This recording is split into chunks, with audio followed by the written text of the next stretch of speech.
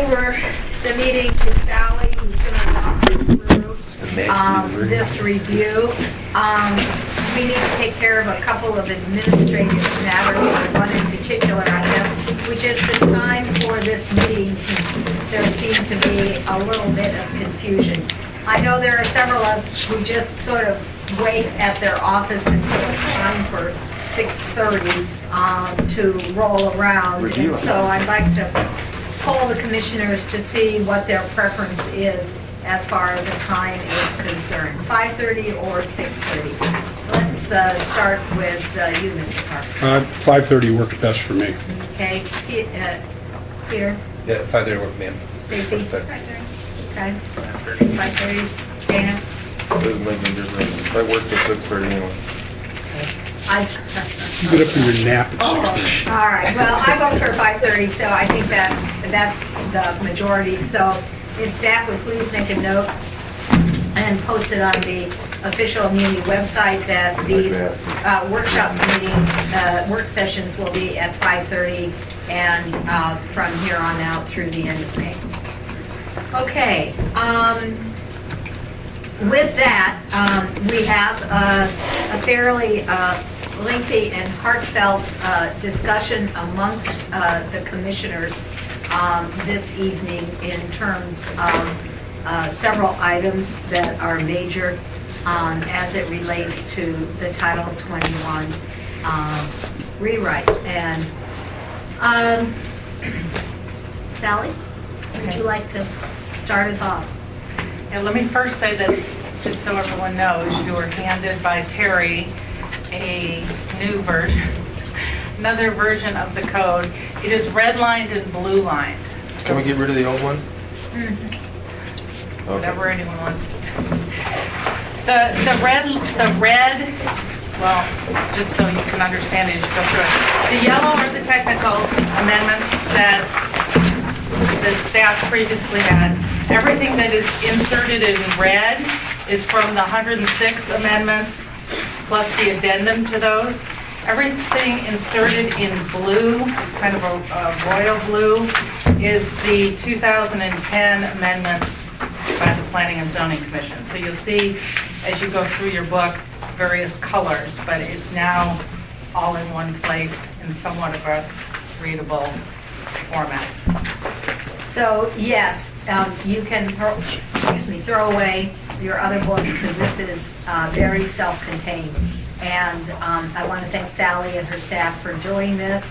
I want to thank Terry Parks, who volunteered to have all these printed and collated and pre-hole punched and bound for us. Yeah, and I'm not going to take credit for that. That's my assistant that did that. Well, I just turned it over to her. It was a free volunteer effort, and so we thank you very much. Okay. Is this the 1 through 106, whatever?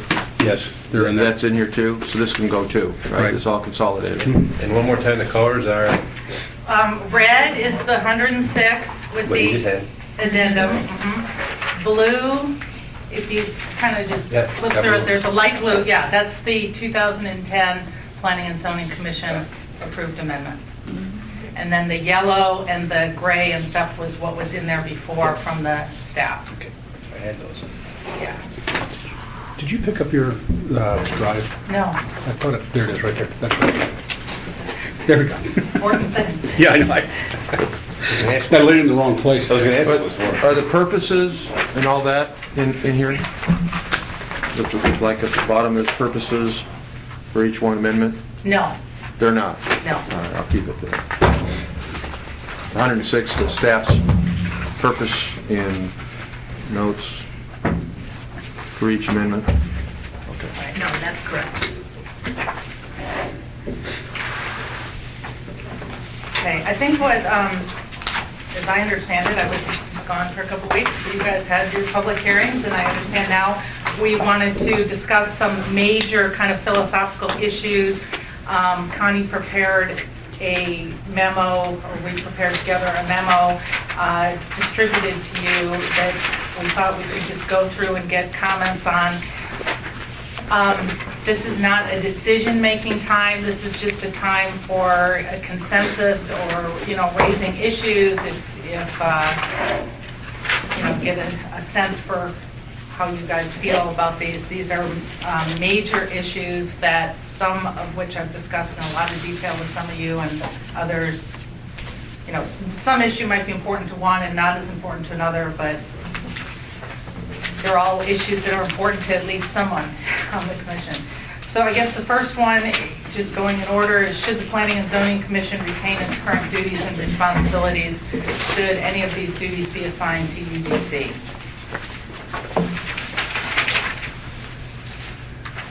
Well, I feel pretty strongly that the Planning and Zoning Commission has a particular methodology by code or statement by code of what we should do, and I think it should continue to be with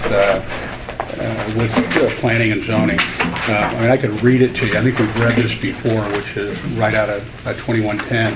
Basically tells what the Planning and Zoning Commission is, and if we're going to make the radical changes that we have, not radical, the changes that have been proposed, it takes a lot of strength out of the planning and zoning and actually duplicates some of it with UDC.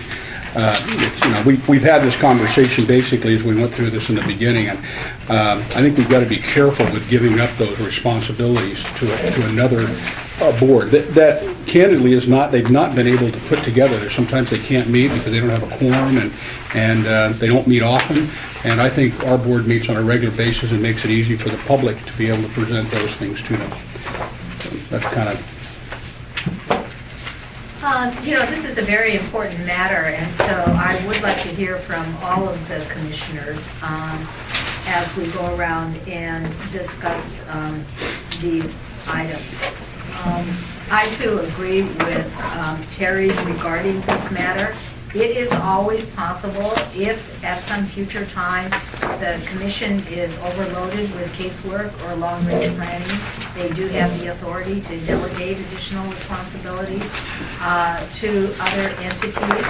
However, I don't think at this particular time and for the past few years and in the foreseeable future, I don't think the Planning and Zoning Commission is overburdened once we finish with the Title 21 rewrite. And so I think it is appropriate for the Planning and Zoning Commission to retain its chartered authority. Dana. Could someone tell me why there's a UDC and why they were given the responsibilities in the first place, and what's the administration's position on UDC? We have our personal opinions, but Right. I'm not sure that I can totally answer that question, but I'll give it a first shot, and then maybe someone else can pipe in. I think the Urban Design Commission was formulated as a result of a lot of concern over what I believe would be some of the big box issues that were associated with it. It was originally designated to address landscaping, I believe, along major arterial federally funded highways. But let's see, I believe we have the authority to ask people in the audience that may have knowledge on specific issues. So, Dan, can you address more specifically the history of the UDC? Well, about 1981, it was established, and it was intended predominantly to give advice on public facilities. Okay. Landscaping in public facilities, public facility design, and that sort of thing. It was staffed with architects predominantly, and I brought the code section. It's 2110-028 and read it before I came out tonight, knowing that was a question you folks were considering.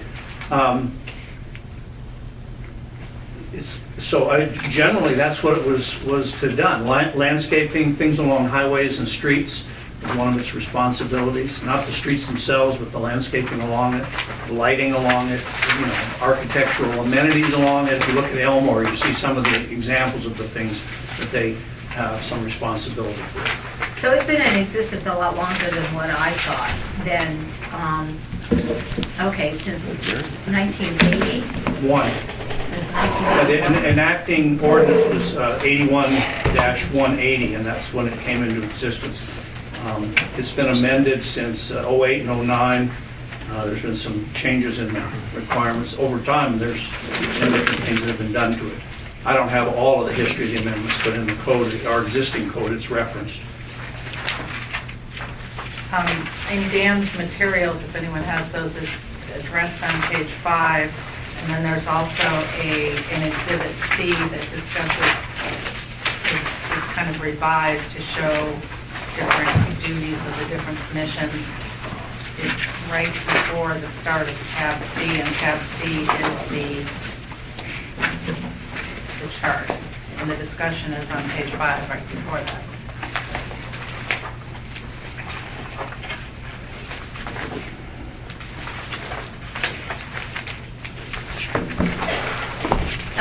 It says here UDC is scheduled to sunset in 2013. Yeah, Next year. if the mayor's ordinance established a series of sunsetting for boards and commissions, and that's the date when that is. It doesn't mean it'll happen. Right. And it's not sort of a unique thing. I mean, a lot of boards and commissions have that scheduling. But if the assembly does not renew them, then they will go away in 13. Planning and zoning, on the other hand, is not ever sunsetted. It's in the charter. Commissioner Cruz, does that answer your question? Yeah, except for what's the administration's position on UDC and its powers? The mayor's office. Is there a position on that? Well, in the mayor's amendments, he didn't remove the UDC, or he didn't modify it, so, the changes that are proposed to the planning commission did not alter the UDC. So the changes that are in here, proposed changes, are from the mayor? Which changes? Where it gives, chapter, was it chapter 2? It gives, Yes. it gives the UDC more broad their powers or responsibilities? The mayor reviewed those chapters, and of the 38 changes in that memo, 20 were his changes of those 38, and he did not alter UDC. He had a decision, he made a decision on that. Mr. Coffey? I was in the same meetings with Mr. Weaver and the mayor on going through the recommendations that I did. And basically, there were things that he didn't say yes and didn't say no because he didn't understand it, and that's the purpose of the referral to you guys, for him, for you to be able to make those judgments one way or the other. He didn't. There's certain ones he accepted, and you know that, and they're referenced in the amendments. And there's others that he did not because he left them up to you. Madam Chairman? You have the administration's recommendation before you. It's pending, it's been before you for quite a long time. It includes the 106 amendments, and in the 106 are the 20 that the mayor chose to modify. So that is the position of the administration. Since we have conflicting opinions, and Commissioner Cruz has raised that question, I'll ask the mayor and get back to the commission. Well, I'd just like to know Yeah. if it's But- neutral, if it's, Right. if this is a big thing for the administration, is it, I mean, this came from someplace. Jerry, can you tell us where? Yeah, I mean, yeah, And someone's thought there was a need. in those discussions, the mayor said the commission may do other things, but these weren't his decisions. The 106 amendments that are before you are not all his changes, but the 20 that he identified in the memo, those 38, are his changes. And he chose not to go into this issue. Well, So is this a planning originated, or is this from the mayor's office originated? this is from the planning department. This change Okay. to the Title 21 rewrite regarding the powers of the UDC and the giving of powers from the Planning and Zoning Commission to the UDC, for example, to major site plan reviews, has been brought forth by the planning department. It was actually a technical change on all the charts. I mean, they're all in yellow, with the exception of a couple of things, which is variances and some of those or no, there's not variances, but all of them are in yellow, which are technical changes. Point of clarification, those technical changes there reflect the Assembly's decision in, the chapters were provisionally adopted in sequence, and the Assembly came to its vote and adoption of later chapters after the completion of Chapter 2. So those track changes in Chapter 2 reflect the Assembly's decisions that they made later on. Those track changes reflect Assembly decisions in later chapters. All right. That's a here's the deal. clarification. Regardless, the Planning and Zoning Commission is an independent body, and we have the responsibility to review the provisionally adopted chapters of Title 21 and the amendments, and to come to our own decision, regardless of what the planning department says, regardless of what a mayor's conversation may have been between entities or whatever, regardless of what the mayor's position is as it relates to UDC. We are an independent body, and we have the responsibility to make these recommendations. So, moving forward, Commissioner Mulcahy, what is your position on UDC? I think Terry laid out most of the key points, but also I think the division of labor could create additional confusion. They're doing a site plan while we could be working on adjacent areas or looking at other zoning locations while they're doing a major site plan review. That it'll be disconnected, but we could be happening concurrently, and it could be creating further confusion and complications. Leaving it as it was is fine. We have the ability to delegate, as I think the intent was here, that the workload was too great.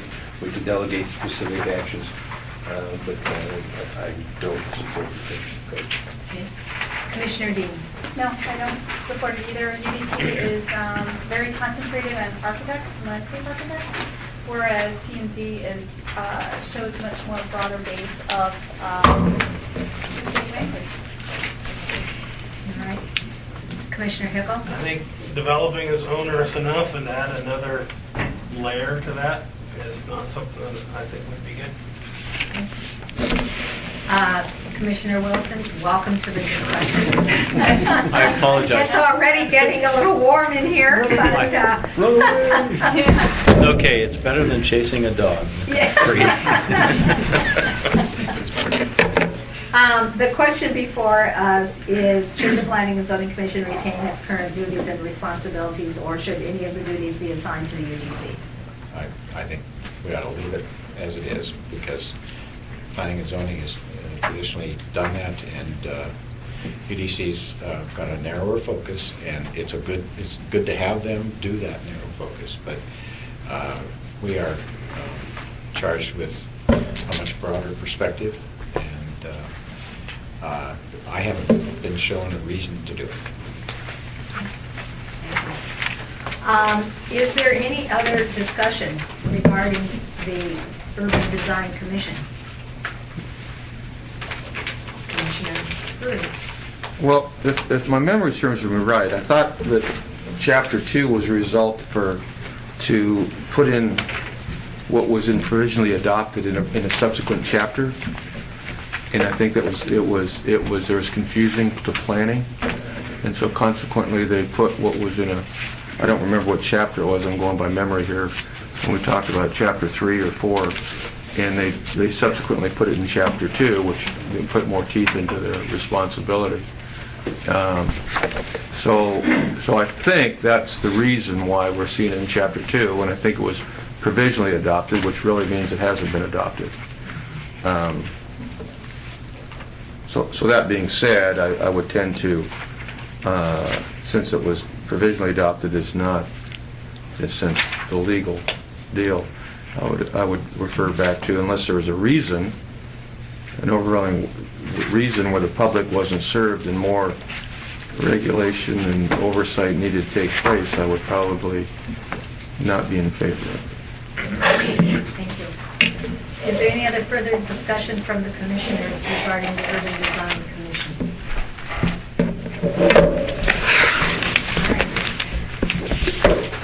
number 2. Should the director be given additional authority, or should the director's authority be limited to the authority that exists in the current Title 21? There are several items where there is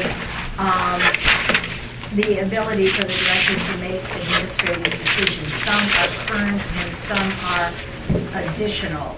I think it might be helpful. Sally, could you elaborate on that in any way? Well, I shape, or think form? that a lot of the comments have kind of come in 2 areas, at least to me. One is that there seems to be a great deal of discretion all of a sudden put on the director, and that there's a concern that what if you don't agree with what the director says, and is that then politically motivated? And then going hand in hand with that is some of the times there's clear appeal rights from the director, and a lot of times there's no appeal rights.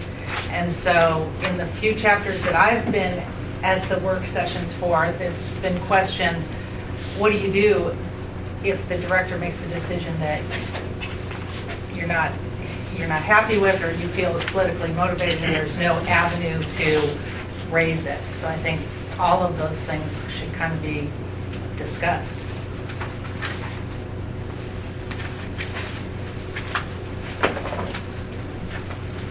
Commissioner Cruz?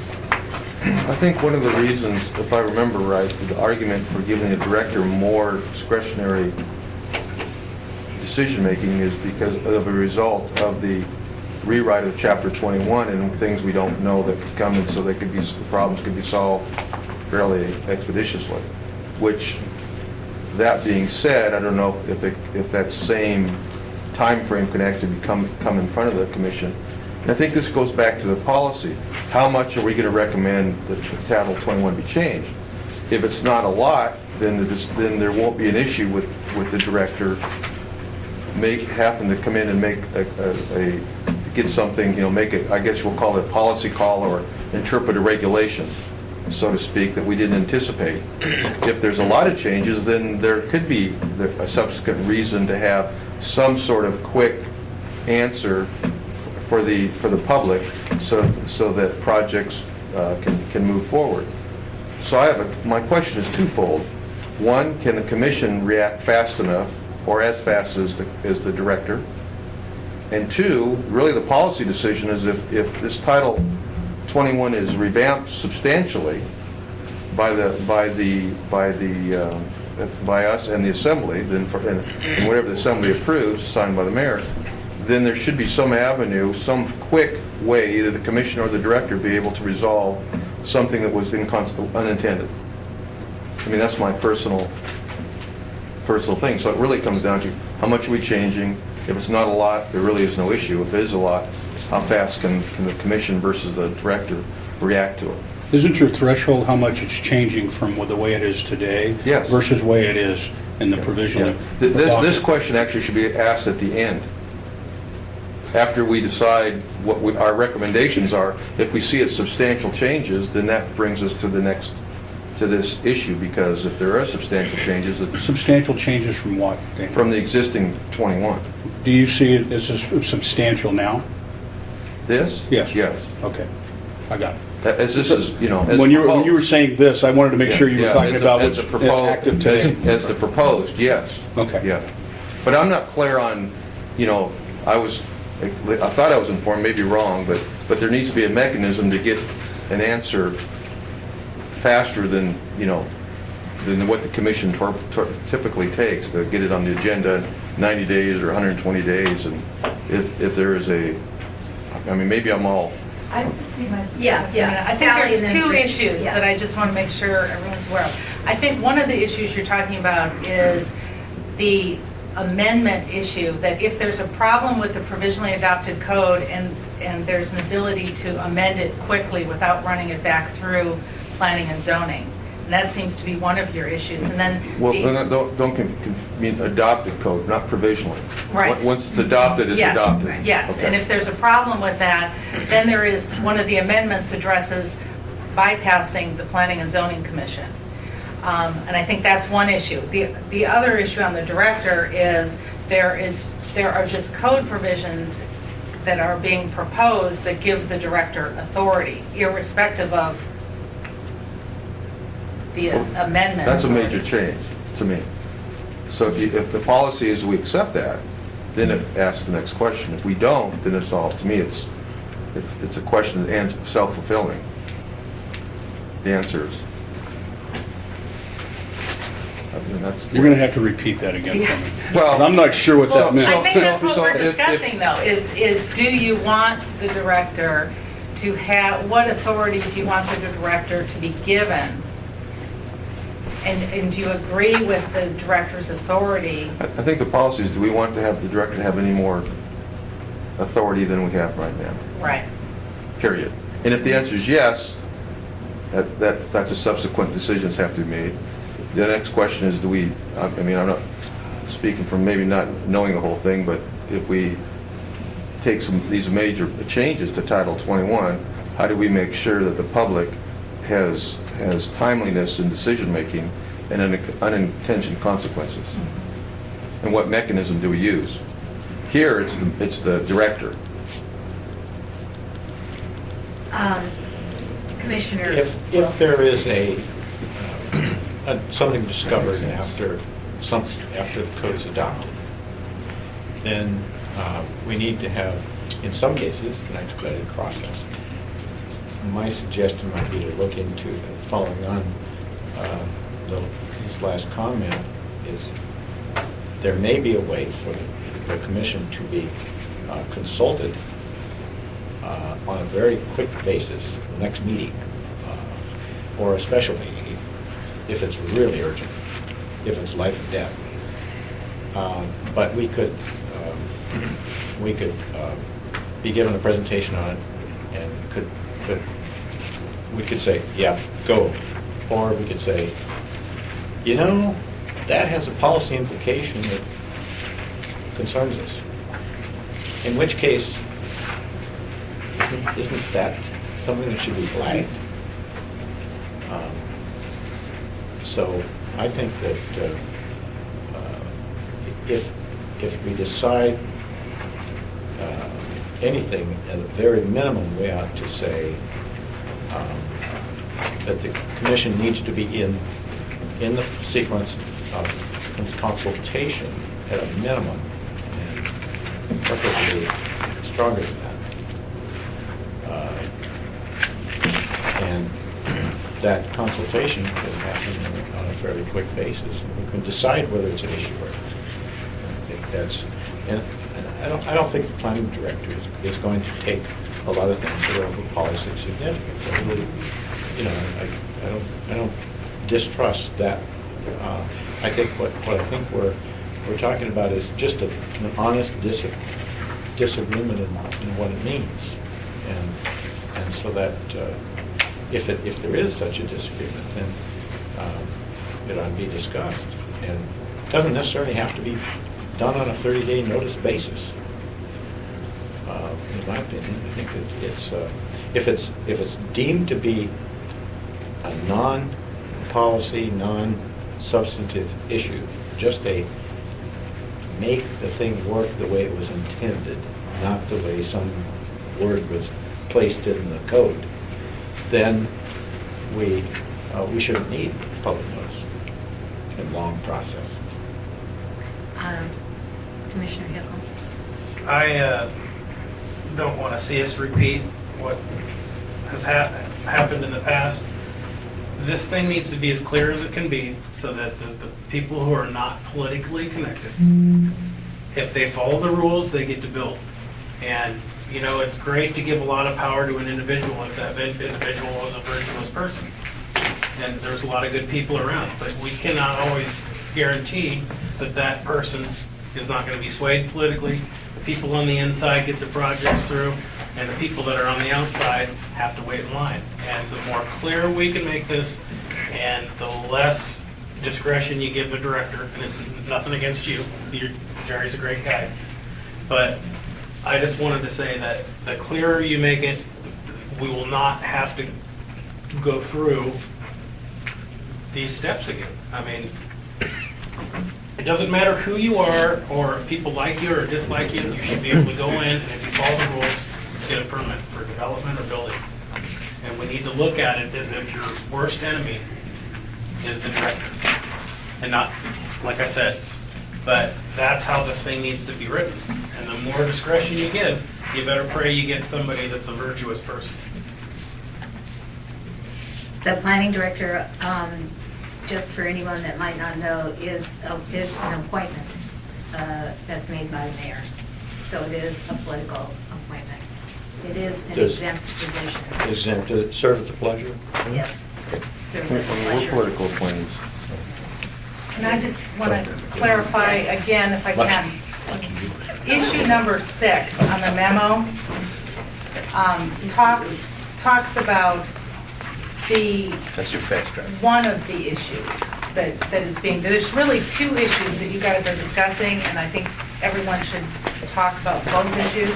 One of them really comes under what I call issue number 6 in the memo, which is if there's unintended consequences, inconsistencies, etc., the director may forward a corrective amendment to the assembly. It could be adopted without planning and zoning commission review. So that's one aspect. The other aspect of the director's authority, and I found an example at the very first work session I was at, it's section 2107-010D4.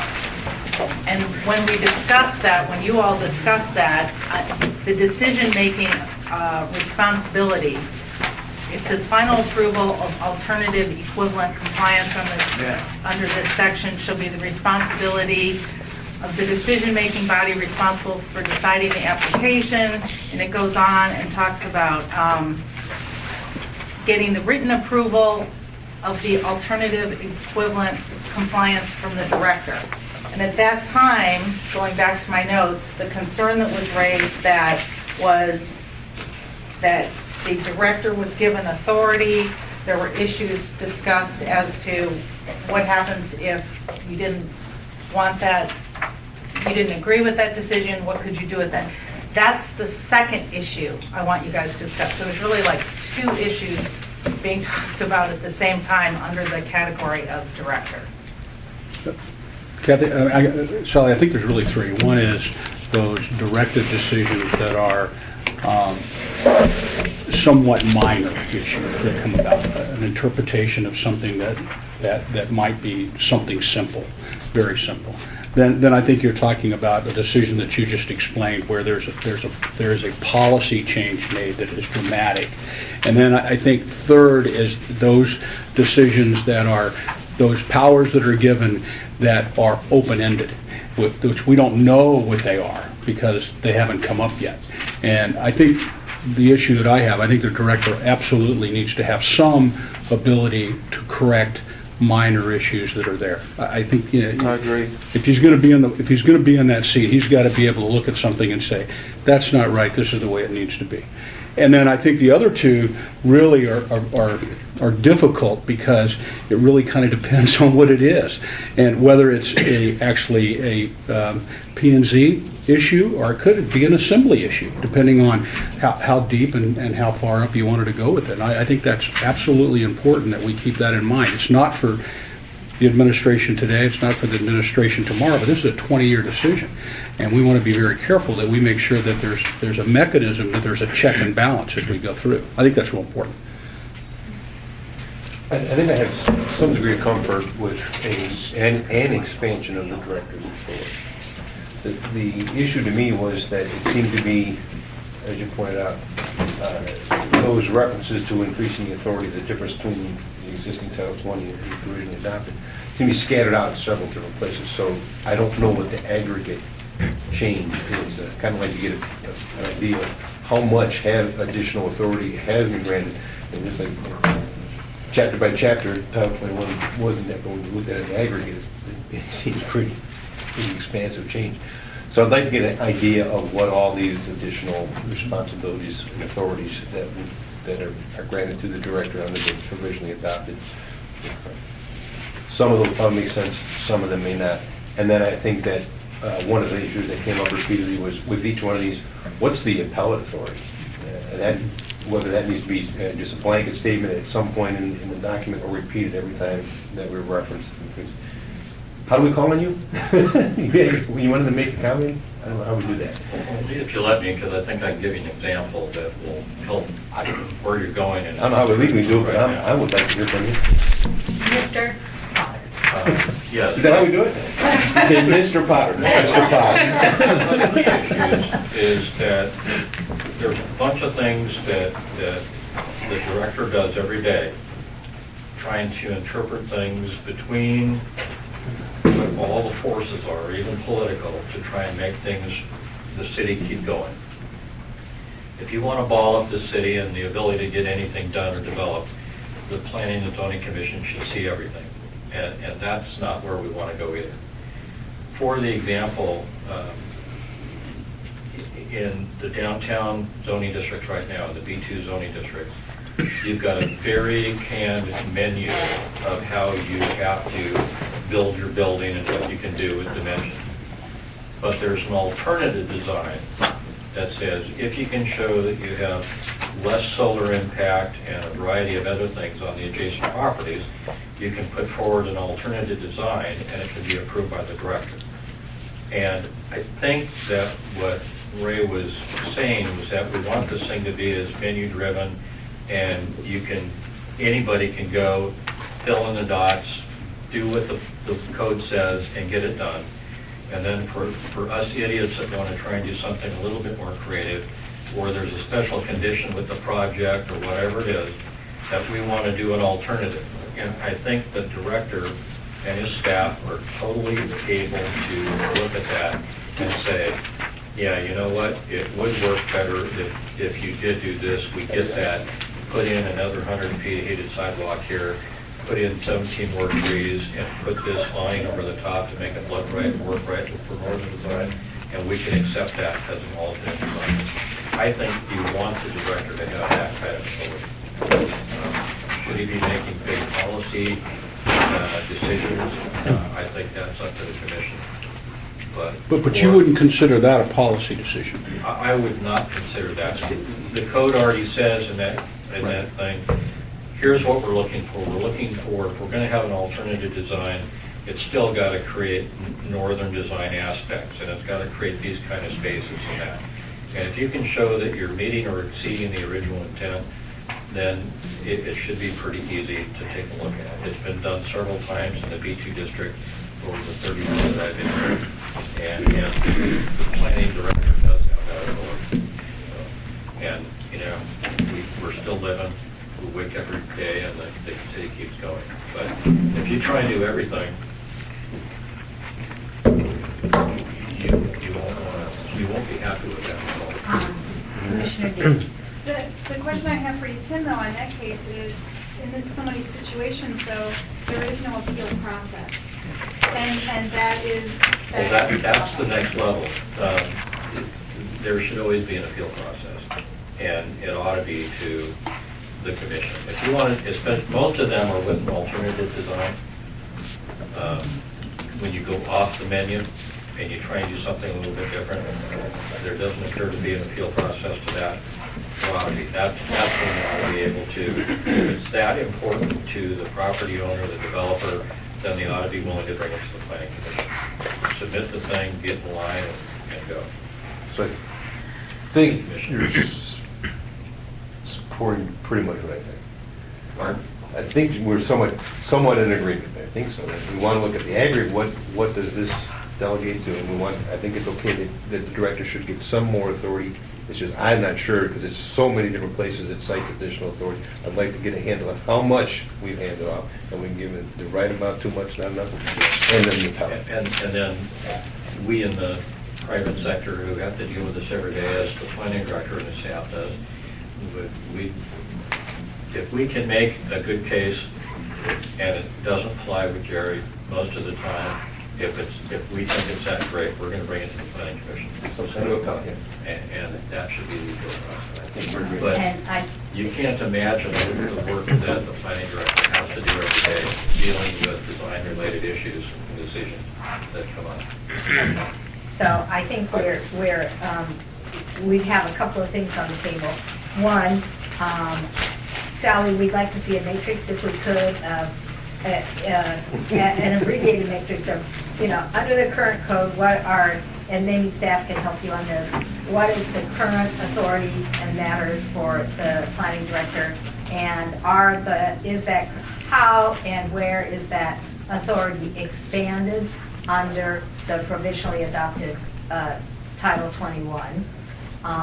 And then the second part of it is the appeal, the appeal. And we still have lots of, this is a hot copy. So Commissioner Cruz and then Commissioner Hickle. Well, I'd just like to hear, we're fortunate to have the director here. And I would love to hear his personal opinion for him to talk about when he's not in the seat and what future directors, based on certain different things. I mean, I think we, it's we're talking in the third person, but the guy in the hot seat has the experience in the day-to-day and what he sees, depending on what is passed and ultimately by the assembly and not. I'd like to hear his comments and reasoning and pros and cons. Well, thank you, Danny. The code was written so any administrator could effectuate the code. It's not written for any particular person. The intent behind the changes was to expedite permitting process. It was meant that the person responsible for making those decisions would use the code in making those decisions. So there's no political nuance happening there with respect to the approval process and the director's approval process. There were really two things. When you go back to the UDC thing, you should do a matrix for UDC too, because I don't think the commission is really cognizant of the amount of work UDC is doing now. So we talked about that today, to have a matrix for that particular part of it too, because what they're currently doing, I don't think you're totally aware of that. So, but in the director's approval, there are really two areas that are of interest. How many new areas have director approval, which is easy to matrix because you can just go into the approval matrix and it's already there, so you can see what's there. And the second one is to correct the manifest errors issue, that we know there are going to be errors. So how long a period should that be? Some people say 1 year, some people say 2, some people say 5. Some people believe it should bypass the planning commission to go to the assembly. Obviously, the commission would be aware of those because we would have to draft ordinance amendment to do it. And if there were a great difference of opinion there, it certainly would be dealt with at the assembly. So the intent wasn't to ignore the planning commission. It was meant to make it a more expedited process. So Jared, my question on follow-up about going directly to the assembly to take care of an issue, bypassing the planning and zoning, wouldn't the planning and zoning be a valuable asset to use for the assembly to also put a perspective on it, or to help promulgate the reason for going to the assembly? I mean, I'm picking myself off the planning and zoning, the group that's following it, working it every month, working hand in hand with the staff, with the community's experience thrown in there, and an ordinance is made up and it goes and it bypasses, and then what's the planning and zoning's role is kind of just completely. I mean, the input. I mean, is there no value to that? Is it? You know that there's value to that. The question is how can we get it all together? I think. It'd have to be pretty gross. The way it's written, any change to go forward, I was just going to qualify that to take one without the planning commission seeing, it would have to be an immediate impediment for some development project that's out there that we would need to get it in front of the assembly quickly. But most of those we haven't done any of these. We haven't really talked about process of how we would do it, but my intent would be to involve the commission, let the commission know what's processing, and whether it was timely enough to get it on their agenda. It's hard to say, depending on the circumstance, but there would probably be very few of dire issues that would have to be expedited to the degree that the commission wouldn't see that. So maybe there's a qualifier of some kind that could be plugged in there. That answers my question. Jerry, you've been here for 31 years, and most of us in this table have been in business around for quite a long time, and I think Commissioner Nichols said it best, you can have a virtuous director or you can have a non-virtuous director with an agenda, and I think we have to take ourselves out of this immediate situation and think on a long-term basis, because it is, a political appointment. And so I think the idea of having appeal rights for alternative compliance or whatever is appropriate, because I think that creates a balance. It makes everybody stop and think, whether it's the petitioner or the developer or the director, that if there is an appeal process, I think that is very important. The other thing that I would say in this matter at this particular point in time is planning and zoning is going to be dealing with the new Title 21 rewrite and rezones, et cetera, for a very long period of time, long after all of us are gone, from the commission. That is our role. That is our function. It is not the role and function of the assembly. The assembly has handed off numerous, land use and real estate related controversies, and for an amendment or whatever to go directly to the assembly, who is going to have less knowledge about Title 21 and the rewrite and the land use ordinance, provisionally or adopted, quite frankly. The place for it to come is to planning and zoning first and foremost, because that's where the most knowledge is going to be. And I'm not talking about today, and I'm not talking about tomorrow. But if you go back to the mission of the Planning and Zoning Commission, that is their role, that is their function. It is not the role of the Assembly, and this is where the most knowledge is going to be accumulated to best make those decisions. Correct me, isn't this for a limited amount of time, though? This isn't like in perpetuity, this is like for 2 years or something? The expedited review. Yes, the expedited review. To go to the Assembly Yes, directly? that's true. But still, I would say that this commission and the commissions of the future would spend more time for the next 2 or 3 years or whatever, dealing with these issues than the Assembly. And make one more point. Certainly. On the administrative approvals that were, directed towards the director, I believe the majority of those are appealable to the commission in the code, so it's codified that there are appeal rights for those decisions. Except for There's alternative some that were not. compliance. That's all I don't think there is. Right, and if, There's just some that they didn't add that sentence, they just need to add for that that particular sentence. Yeah, section. it's more technical. Yeah. I was more concerned with the director's ability to say no than say yes. I like having the avenues where somebody wants to get creative. I want the director to have the opportunities to say yes and less opportunities to say no beyond the code. That way, if someone wants to go over and above or do something different, but I want the code to be able to have a fail-safe for the guy the person, that's developing, to say, look, I've met the minimum, it's right here in the code, but if I want to go alternative, I really don't have a problem with him saying yes. It's the no. It's the no, yeah.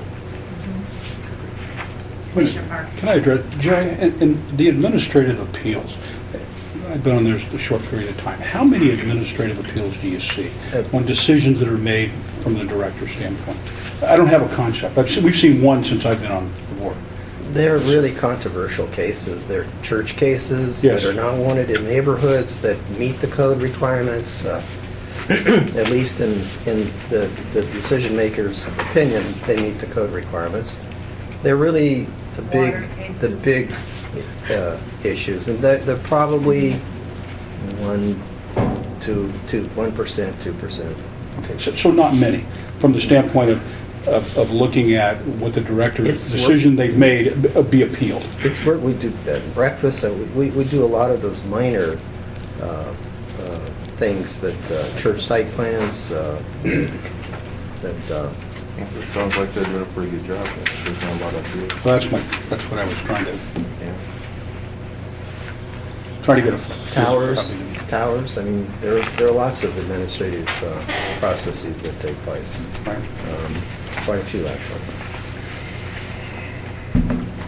Any other comments? I'm just thinking we should address issue 6 of this at the same time. It's already been talked about, but Okay. it's specifically one of the additional issues when it talks about the short circuit approach Okay. for an unintended consequent, inconsistency, conflicting provision. I'm kind of torn between that. It's like, it costs a lot of money to someone to come before the commission, and if it's reasonable, if it's a yes we're trying to get to, then how do we make it, how do we make it less cumbersome? But if it's a no, how do we make it so that Actually, the staff would probably bring it to you. We would do that if we found it was an egregious issue that we would bring it forward. Well, you said how much would it cost? I don't know that there's a dollar associated with an amendment like this. No. What I meant is that when we talk about 6, it's at my first thing is the faster the decision's made and sooner you can get going, either costs everybody less money. It costs a developer less money. It costs the municipality less money. Less people in the middle to get to a final decision. But that being said, I'm also on the side where, if there's an issue, I think the planning and zoning should have an opportunity to take a look at it. And is there an expedited way to solve both problems? Because one of the reasons for number 6 is to have an ordinance made and decision made very fast. I'm not so sure we can't help in that process, not hinder it, help. And is there a way to help? And so what would be a potential time frame for it? Oh, I think there's, the commission just advised, the commission on that review and recommend that we may have to have a special meeting. I mean, if it was that bad, it could be a special meeting to hold that. But, in most cases, we probably could get it to the commission within 30 days. But and you can't get the assembly. Sometimes they're depending on their schedule. It requires a 10-day notice for the assembly. So we would need at least 10-day notice to get the assembly. We maybe could do it concurrently with the commission while it's processing. Maybe that's a provision you want to throw in there that, it's allowed, but it's processed concurrently for an opinion and recommendation from the commission. It seems to me if it's a big enough issue that a new ordinance has to be introduced and passed, it's a big enough issue for the planning and zoning to take a look at. That's a big deal. Talking about more than just tweaking. Yeah, More than just if it's an amendment. ordinance, it's, This is substantive, you mean? Yeah. It's not a comma or a Yeah. change in, yeah. Can you give an example, Terry? I'm kind of lost here. Maybe an allowed use. Maybe, it's not in there. Maybe anything's missed or something. something's missed that this guy's planned on building that for the past 2 years, and then we'd have to say no. Well, you address cost, but a lot of the times you don't just miss a couple of months, right? You miss the season. So you miss a year. So I don't know if there's got to be a way to speed things up. So what is the requirement for public notice, I guess, under a circumstance like this? Is it For ordinance amendment, it's 10 days to the assembly, and I have to look at, that's advisory, so I would say your notice that is 10 days as well. So there you go. We could deal with it within the next commission meeting. Yeah. Maybe we do set aside time in the beginning of the meeting to hear any of those kinds of things, 30 minutes or 45 minutes is the first of the agenda, so we're not, I mean, it can be dealt with. If we can't deal with it in 30 minutes, then it has to wait and go to the next meeting. I mean, that would be an ability for at least to handle to get it moving quickly. Yeah. Yeah. We'll confirm that with legal, but I believe that's what they'll say. All right. Okay. So I think does anyone else have an opinion on this matter? Then do you make that a priority for the next meeting? Top priority, yeah. Okay, could you restate what we're just discussing? Sally. I think what's Clear. being discussed is to add a provision where planning and zoning would get concurrent notice with the notice to the assembly of any proposed changes, and then planning and zoning would have the opportunity to give an opinion of some type on the proposed change, so that the theory being planning and zoning would have a lot more knowledge on a lot of the stuff from the assembly, and they'd be able to be involved in the process, but that it wouldn't slow the process down if that notice period ran concurrently with the notice to the assembly. Planning and zoning would have to quickly meet, get its opinion, and would make it a priority first thing on the agenda. So that the Planning and Zoning Commission's opinion, if it had any, could be considered by the assembly. Yes. Yeah. That's the intent. That's the intent. Yes. Yeah. Yeah. So theoretically, you could do something on Monday and the assembly could hear it on Tuesday in their meeting? Theoretically, you could. Theoretically, if you can get the doc ready, the document ready. Well, what about Bill's notice, the yeah. gray areas of the code, the minor stuff? Is it still allowed? Is the director still allowed to make a decision on this? I If still something isn't clear. like the idea of at least informing us. Being Yeah, I like the idea of informed, fast yeah, track for yeah, those things where it's an yeah. unintended consequence or something like that. Fast track, but I think we need to be, We need Is that to. gonna we slow need a it? little, Split Yeah. these because two. we have, like you said, in theory, we're the experts, we're the one that's supposed to be enforcing this, so, you know, we need to be in the loop. Can staff put the notes out in front of the assembly by the next day? Sure. Okay. So, term, is there a term deal on this, number 6? Like the time? Was it 2 years? Proposal amendment had a limit. Yeah. It had two. And if we don't build anything for 2 years, that may not be long enough. Right. You know, it concerns me when what is it, every 6 months or something like that? After that, Yeah, yeah. after that. That leaves me with some concern, because given the time of year, you could miss an important season of development, really, quite frankly. So I think either the amount of time needs to be extended, or that every 6 months needs to be eliminated. Yeah. Other opinions? Okay, I need to Can you read. clear me up on Yeah, this? clear that one up on me too. Well, Ray and I are the same team here. Okay, all right. So Sally, the way it is now is that it's needed to. Even though I'm from Fairbanks. It's 2103-210. That's the problem. You can't help it. Okay.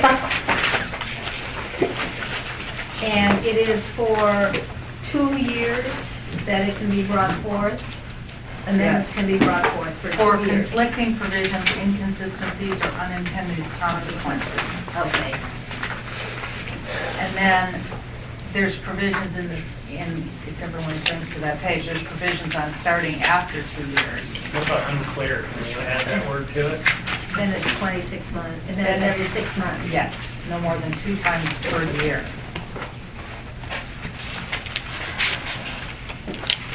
Mr. Coffey, you've been squirming back there. Can we Well, hear from you? what has been done in the past, Madam Chair, and if you're post 2 years or 3, could probably be used again. In the past, when something has come up that's needed immediate attention, there's been something that Alan Teshi developed that said, notwithstanding the provisions of a section that says all Title 21 things will go to the Planning and Zoning Commission. He says it's an ordinance to an ordinance. He says, notwithstanding those provisions, then go ahead and do something. And that is sort of an emergency thing. I think in the 6 years I was there, it was done once or twice. It's not a common thing, but it's sort of a safety valve when you reach that. After you go past 2 years or 3, whatever you decide is appropriate for this review you're talking about. You know, here's the deal that concerns me, is getting back to your comments in the past hour or so, Ray, is in order to get something like that, you need to, the petitioner or the developer or whatever needs to grab an assembly member and convince them that there's a need for that. And, you know, really, quite frankly, you know, that's a hard thing to do, is to convince, you know, an assembly person, hey, I need this, you know, I need your help, and all that sort of thing. And so, I'm confused. You mean to introduce the ordinance? yes, Can't the mayor do it? At the request of the department head? the mayor can do it. Yeah, but wouldn't the department head go to the mayor for the ordinance? Have the mayor's office introduce something that needed to be fixed? It's an extraordinary procedure that Connie's identified. You're better off to prescribe it for a long enough period of time to where the 6 months or 3 month or whatever you decide review makes sense, because most of the oopses have been addressed. Right. So we figure that'll happen. When we did it at the Title 21 committee, we thought 2 years was enough. Since then, Debbie thinks she wants to go to 3. Yeah, I think 3 at a minimum. Getting the mayor to introduce an ordinance or getting an assembly member to introduce an ordinance is a difficult thing to accomplish. Not everyone has that ability. Not everyone can call up their assembly person or the mayor and say, hey, look, I have this problem, I need this help. You'd like to think that everybody can do it, I'm but it's confused difficult. though. It says the director may forward it recommended to the assembly.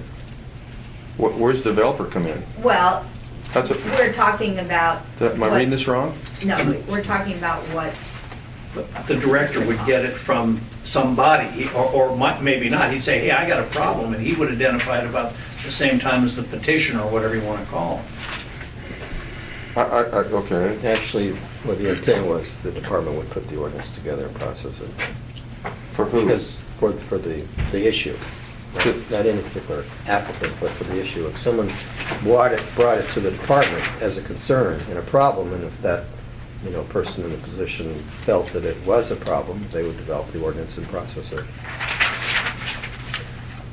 You know, there's always been the issue of, well, you know, should you give that director that power to do that? Well, that director is a political appointee, works for the mayor, so it all kind of within that system, that they're not going to do anything outrageous in either direction, but they're still going to work in the public's interest. So it gives the director the authority to develop the ordinance. Obviously, the mayor administration would have to support it, or, you know, that department wouldn't function. Yeah.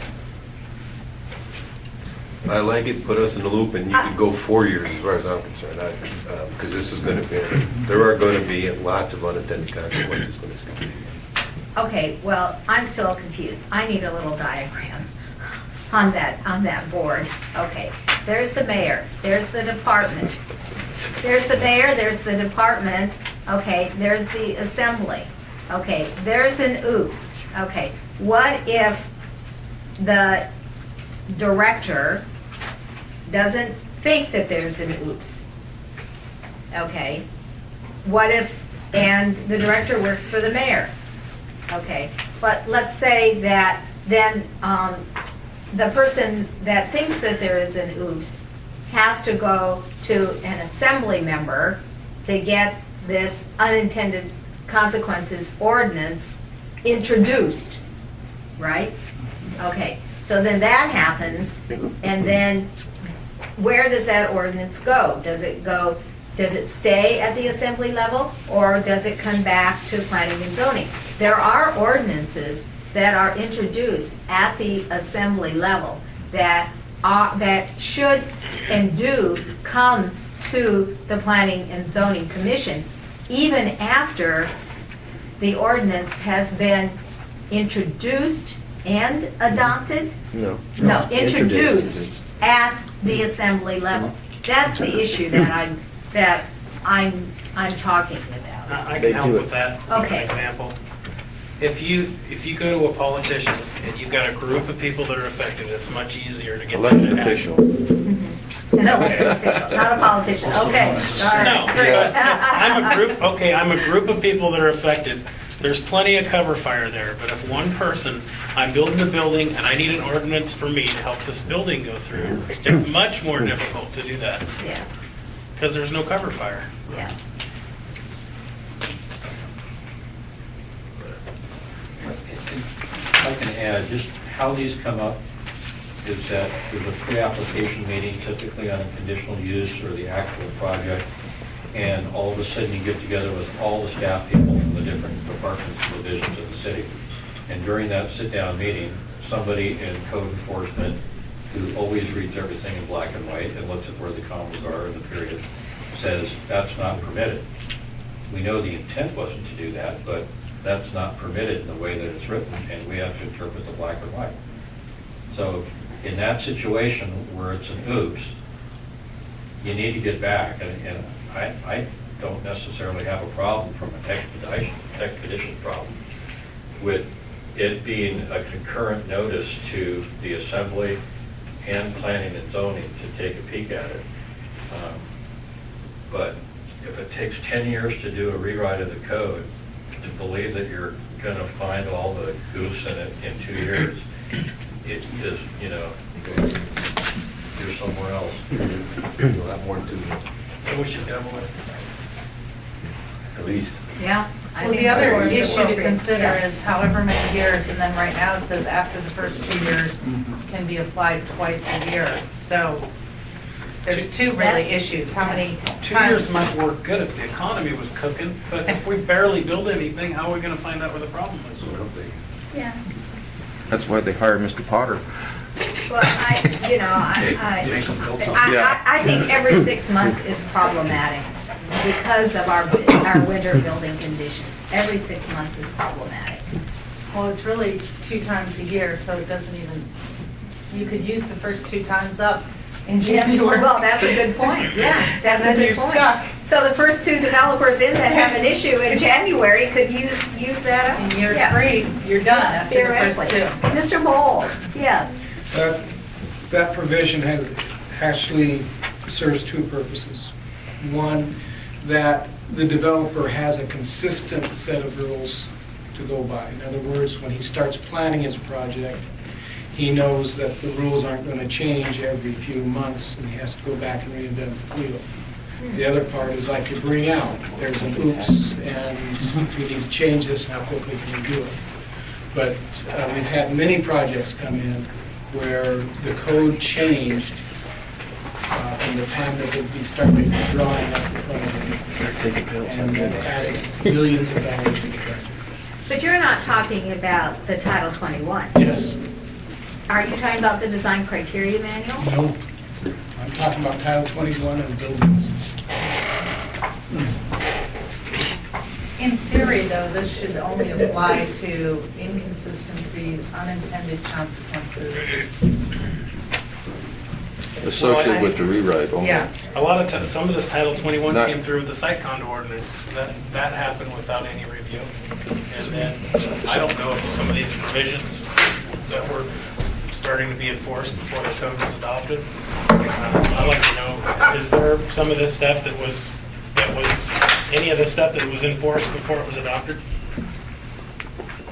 No. People No, okay. looked at it, they suggested, Oh, that I could see. be applied, and for most instances, it was not appropriate to do that. And so, people did talk about it because it was in the provisionally adopted code, that it would be a good idea, you saw those kinds of things, but we purposely, at least in my time, did not use those. And that's what it was, it's just talk, and I didn't appreciate that.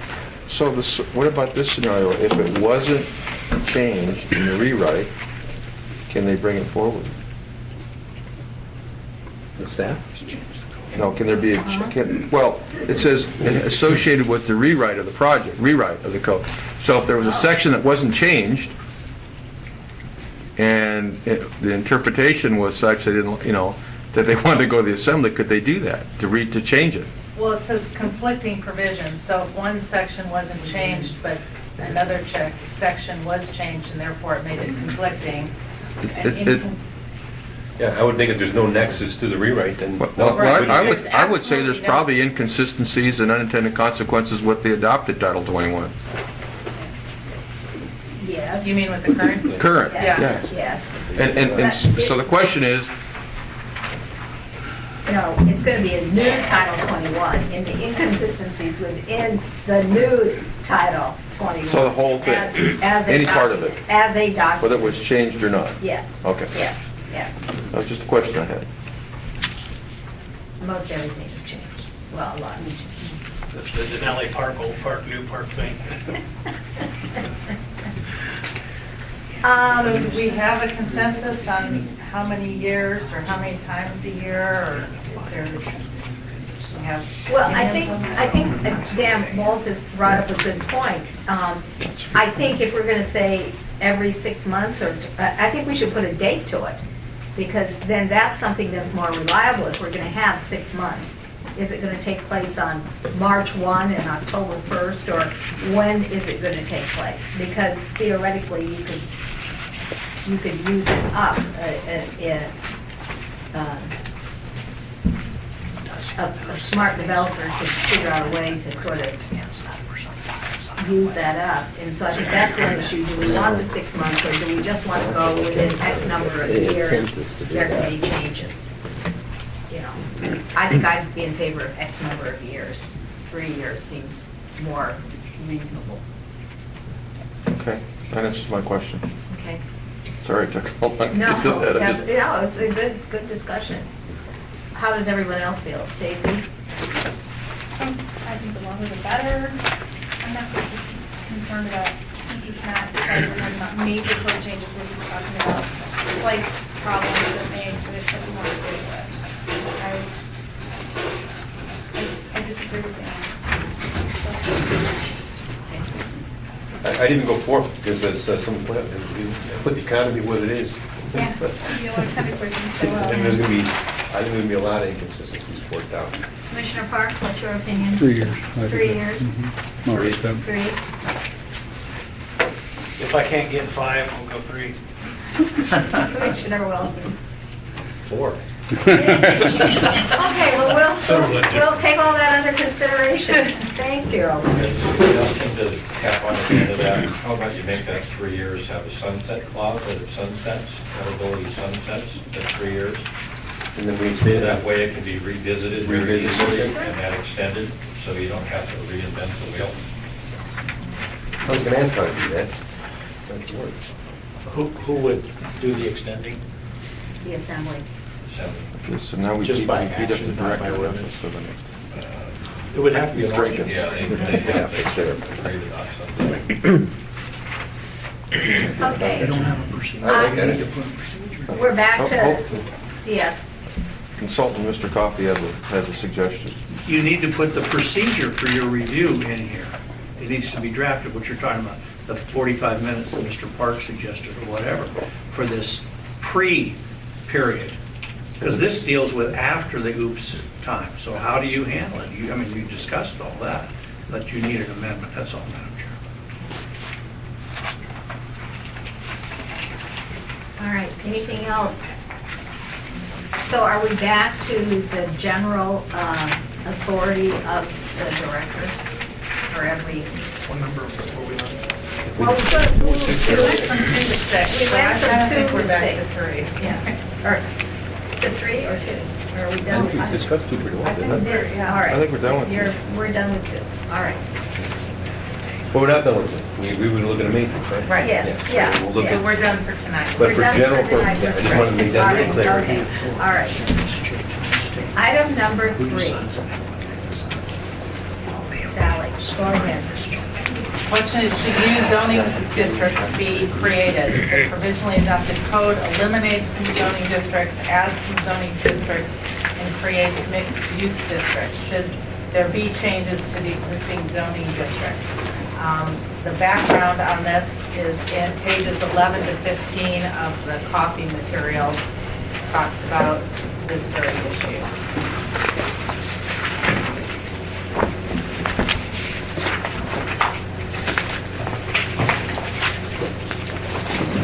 What page was that again? Sorry? 11 to to 15. Is it chapter 410? Chapter what? 4? Chapter 4, yeah. Isn't there a matrix also? Can you provide a table? Chapter 4. What am I thinking? Table allowed use, is that? It's chapter 5. I understand.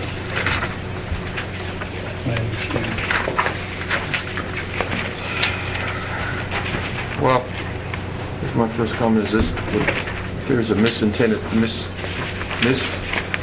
consequences, this is where it'll happen.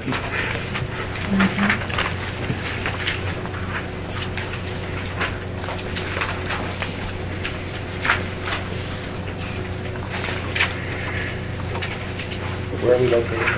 We're on page 11. I think, In overall, the copy. I think Go to chapter we created 4.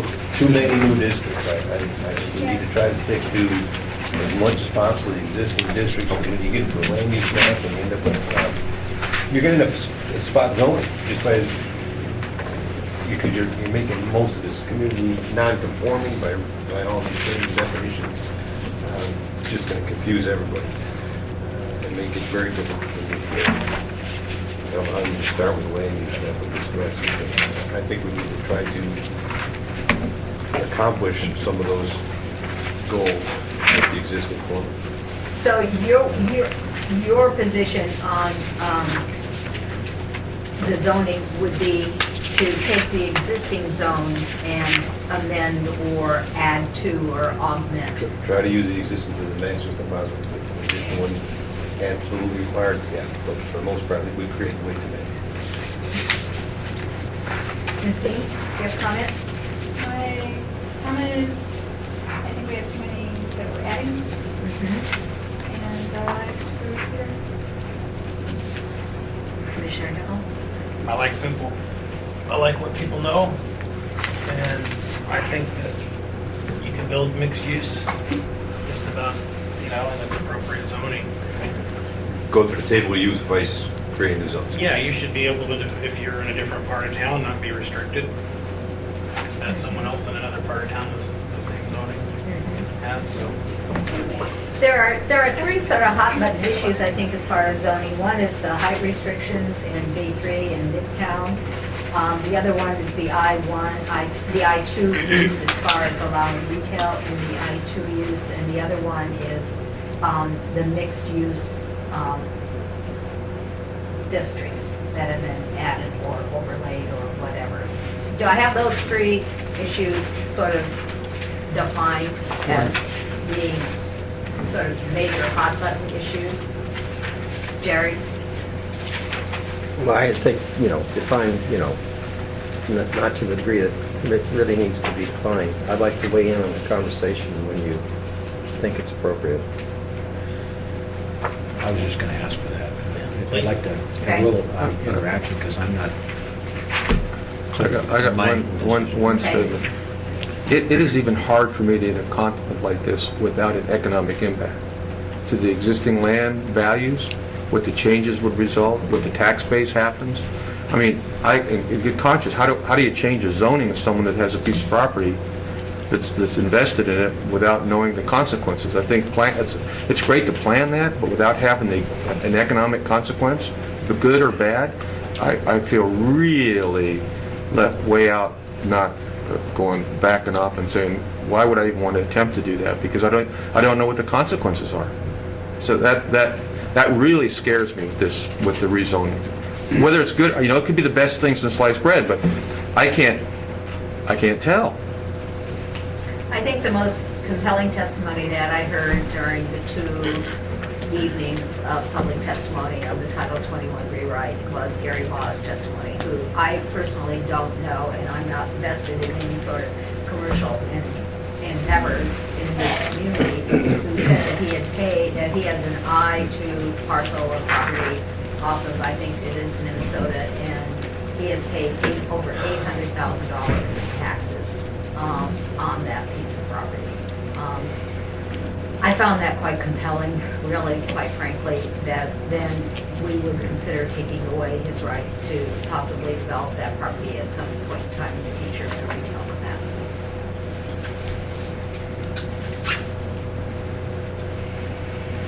Are there other comments?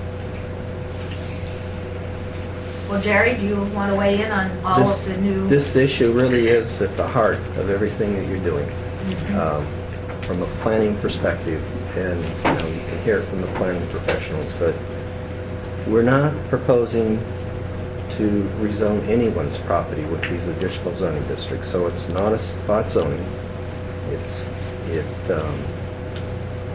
When the mayor looked at this issue of the multiple zoning districts, we agreed that the Midtown district should be taken out, the height limitations removed from the Midtown district, that it was important to leave the mixed-use districts in, because if you allow mixed use in the B3 district, you're never going to really get it anywhere, because it really is at the core principle of planning that if those types of uses, those synergies are only going to take place at certain locations. It's just like real estate. The axiom that you use for real estate, it is the location that drives a lot of this. And it's just like I told the mayor. The market will drive what happens, but you need the planning principles to go along to help guide it. People are confused that the new zoning districts aren't taking any private properties rights at all, except in those areas. And the I-2 district is an area.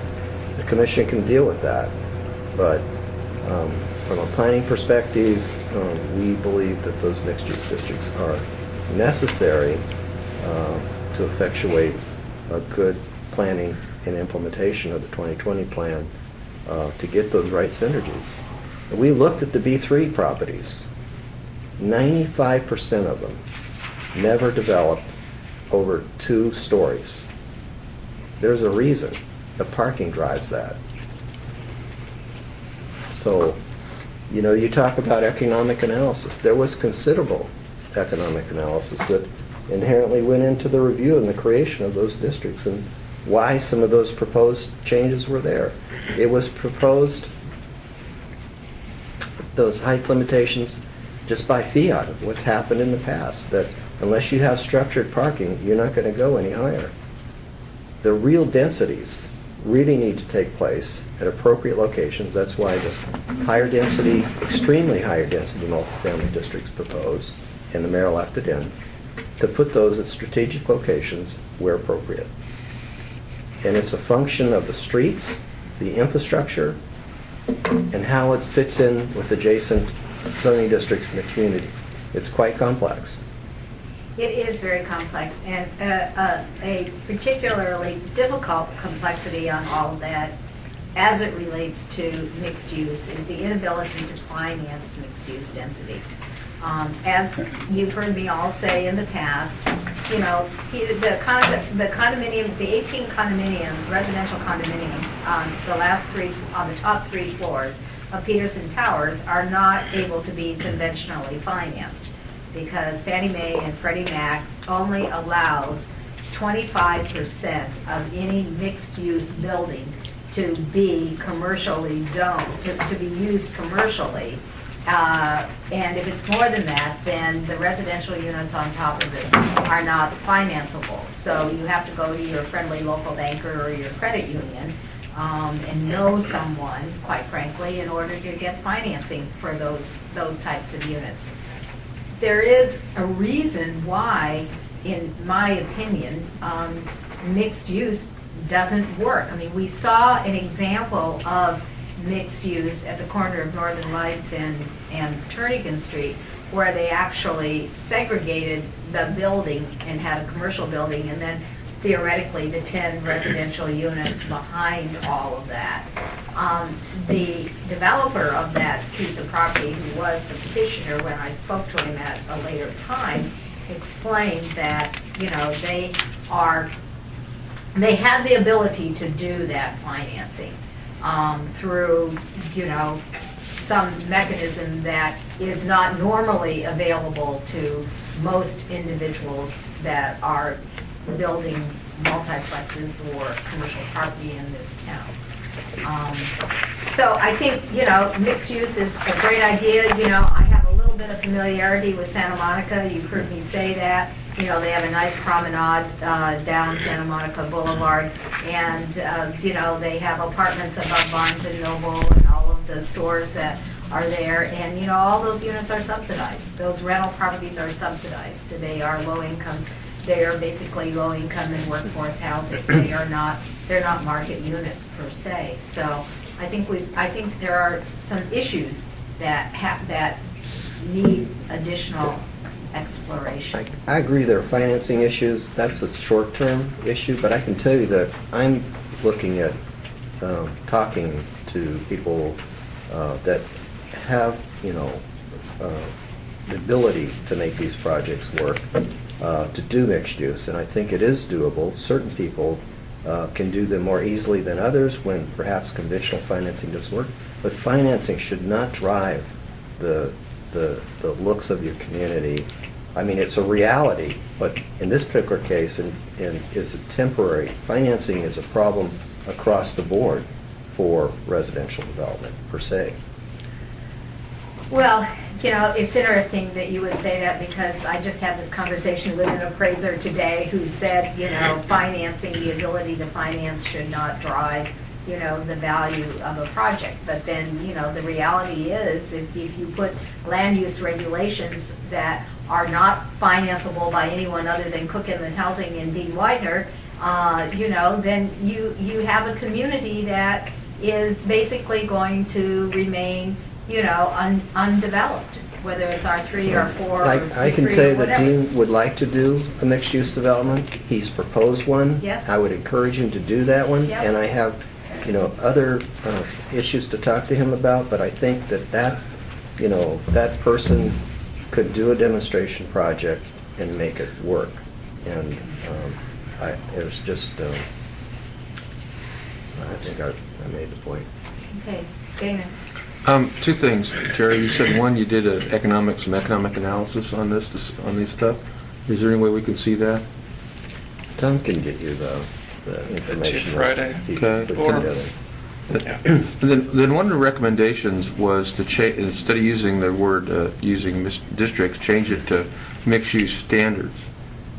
And that was a recommendation on page 14, commercial mixed use. And use the term standards, and instead of rezoning everything, it would be a kind of a standard deal, which may get to some of it. I just thought what your thoughts were on that.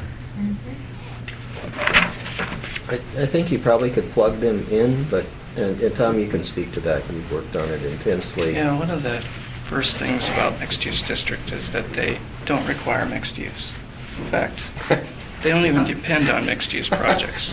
So, for example, the development out at Turnagain Crossing, you wouldn't even actually need that type of project, or the Santa Monica type vertical mixed use. The mixed-use districts don't depend on and don't focus on site-specific. Mixed-use districts are about a mix of uses that are within close proximity to each other. So it's neighboring sites. So the economic impact analysis found that the same range of uses are allowed in like the community mixed use, the regional mixed use, as would be allowed in the B3. So you're allowed to build your standalone store, the standalone stores that we tested in economic impact. You could build apartments, you can build townhouses. But the main thing about the mixed-use district is there are things in the standards that enable, encourage, and to some extent require a development form and a proximity of uses that in the combination in the district and in the area create that synergy.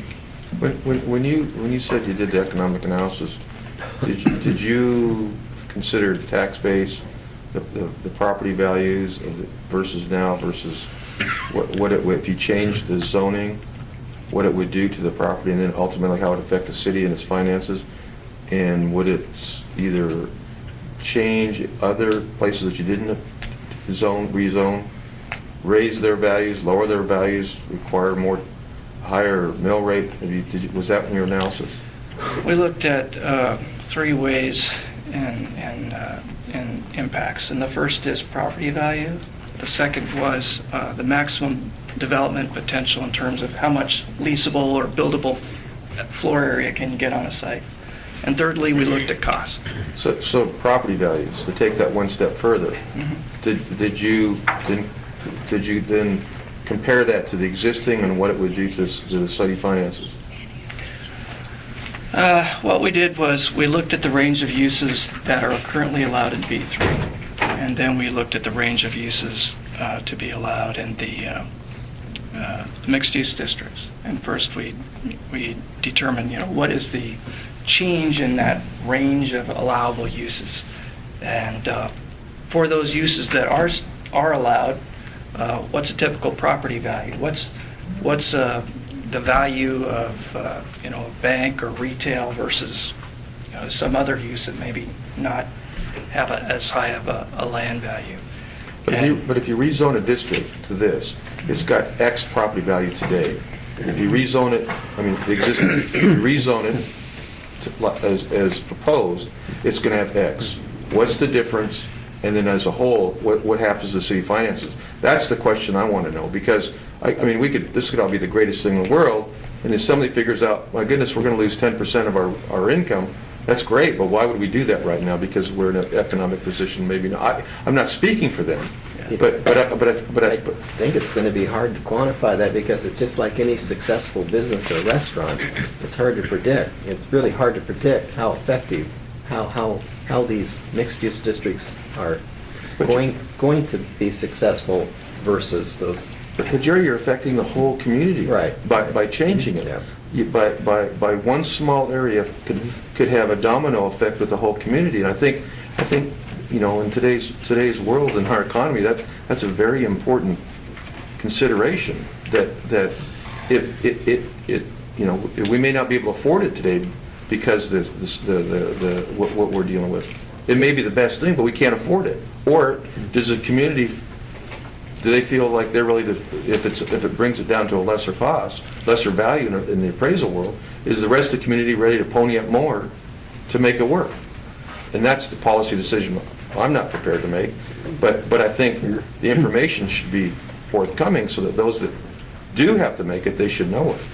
I think I have a couple of comments here that I want to make. First of all, Tom, the policy of the commission is that any commissioner who asks for and receives a document, all commissioners receive that document.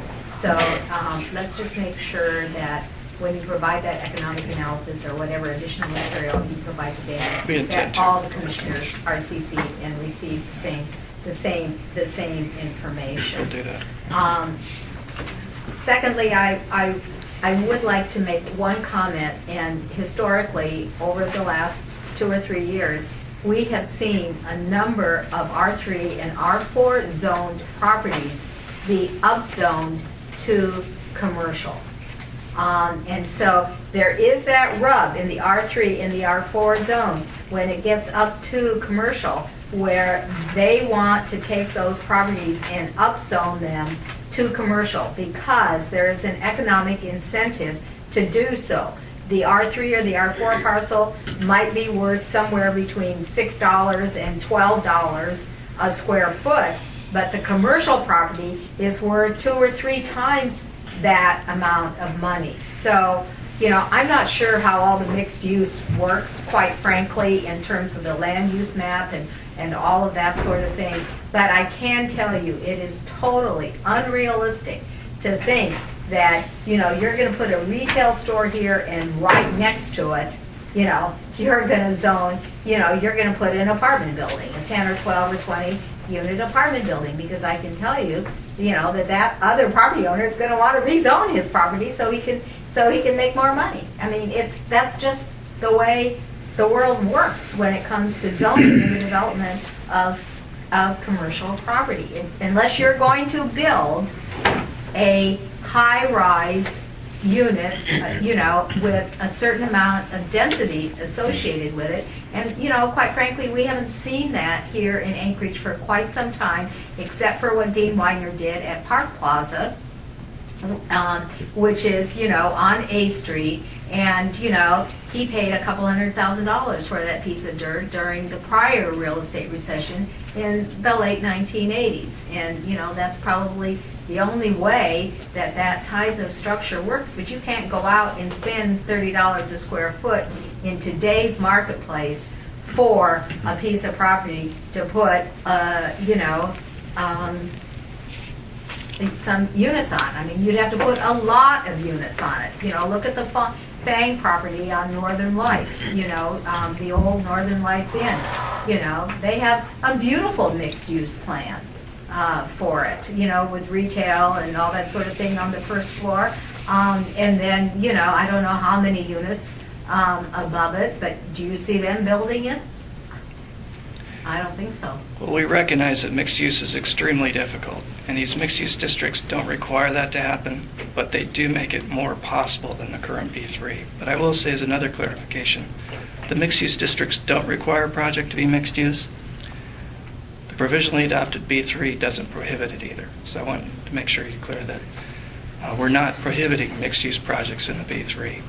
But the mixed-use districts make mixed use more possible and practical. Still extremely difficult, but maybe magic could happen Well, in the future. you raised a very good point. I mean, our residential land study says we don't have enough residential land. The commercial land study says we don't have enough commercial land. Both those studies say that. So that just points to the fact that we really have to make very good, efficient use of the land that we do have. And by allowing these districts to be on the books, to be placed on locations that might be appropriate for them, and they're not appropriate for every location.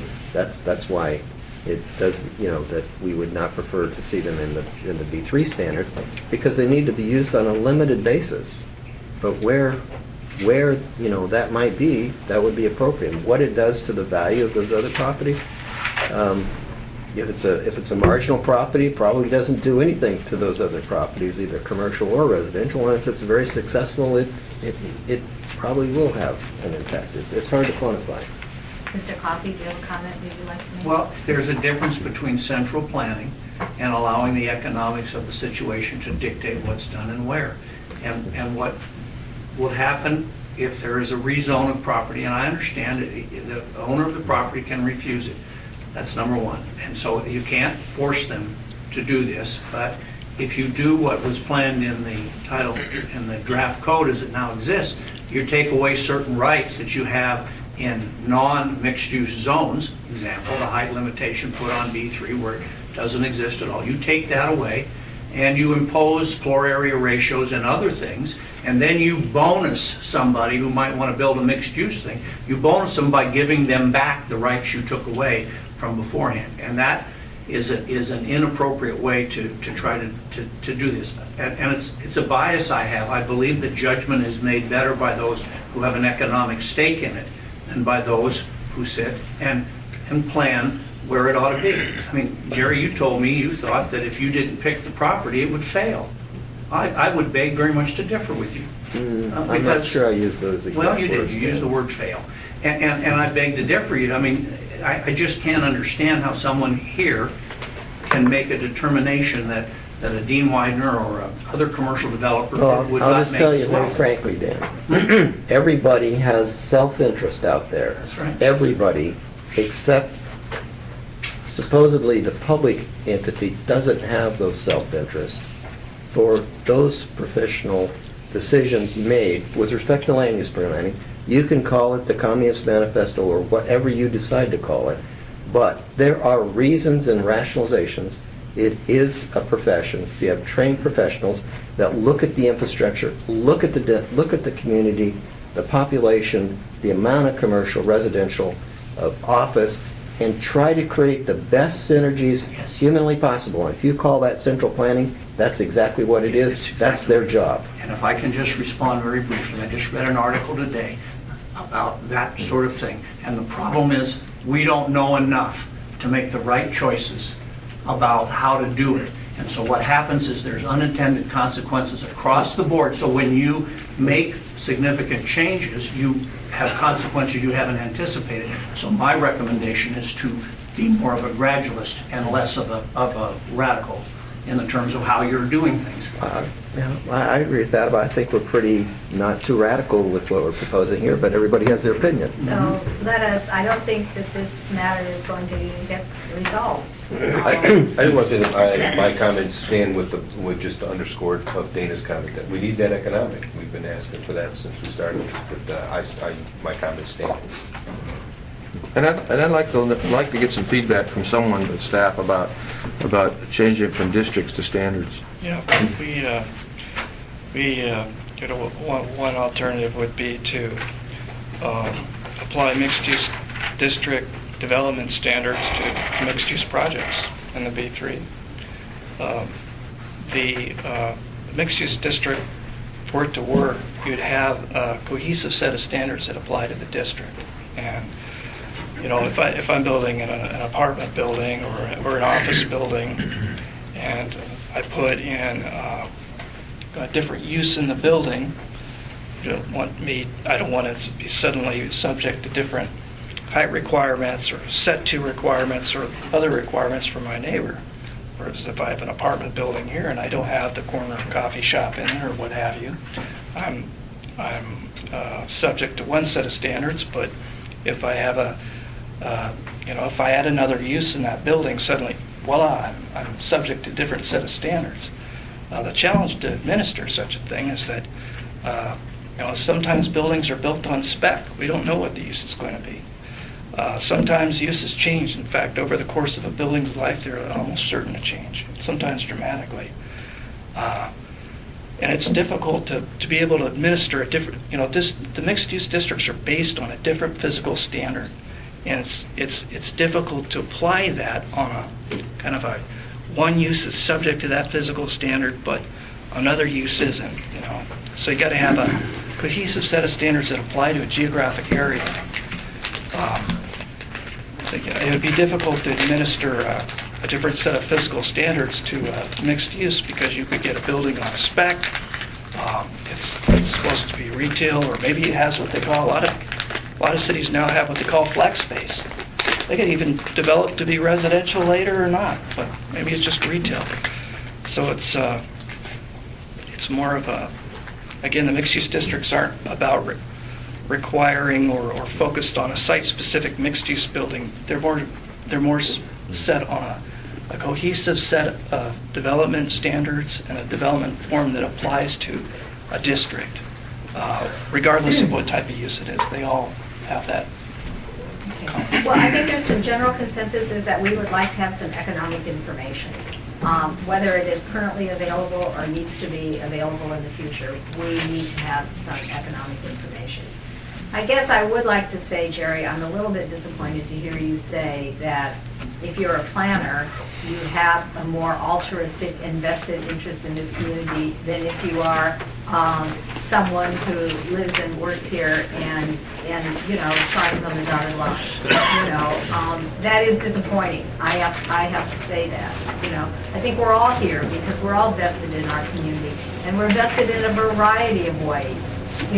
So it is disappointing to hear that one is more altruistic than the other, so to speak.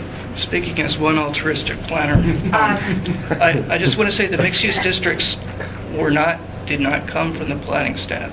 They came from the comprehensive plan, and they've been really influenced over the years by a lot of hard work and a hard review by people in the development community. In fact, many of the ways they work, whether it's the bonus system or what have you, they came at the direction of people in the development community providing those comments. So I think it's time on for a us planner's to take a little stream. break. We're going to take a 10-minute break, and then we're going to come back and we're going to talk about item number 4.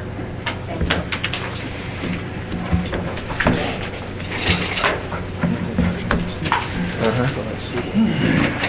Yeah, it's darn hard. It could blind someone. Well, it could. Sometimes there's a leap. Sometimes there are leaps of faith, but it's hard to do in today's world. You just can't take anything for granted.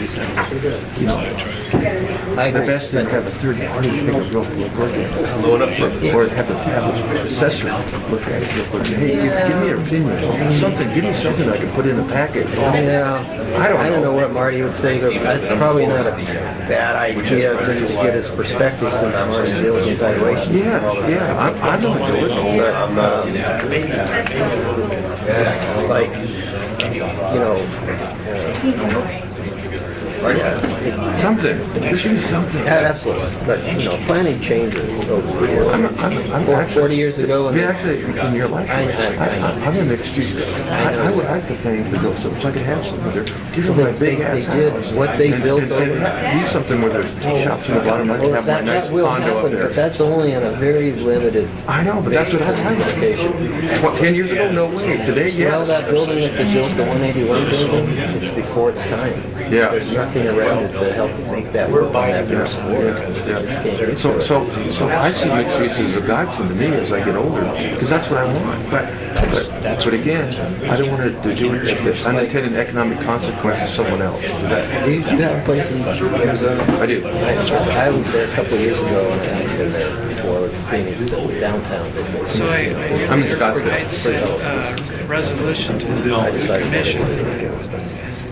Yes. It was really, you know, the synergies were there, and that's the kind of. We It's obviously planned. got what people had to say, tried to Well, it's a lot of redevelopment. do a document for that. But my point was, Good. communities I talked to the president because I over time changed. listed in our Planning, you know, when they did the freeway construction, called the president. expanded out to suburbia, all that stuff's coming back from moving back to the What we're going to do is we're There's other big inner cities have their own problems of why they're, you know, people are pulling back. We're fortunate. We're still young. Yeah. 100 years old.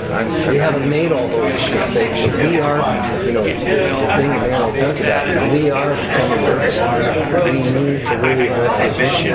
People that still live in Eagle River, Chudiak, in the valley, and that's so be it. They have those That's all. choices. Again, if you're not keeping up, you're falling behind. If you're not changing, there's something wrong. Whether it's big or small, to me, if you sit there and do the same thing over and over, my only thing is, I just don't want to get shot between the eyes because, hey man, you just temperate. I think you go back to that I-2 district with Boss said.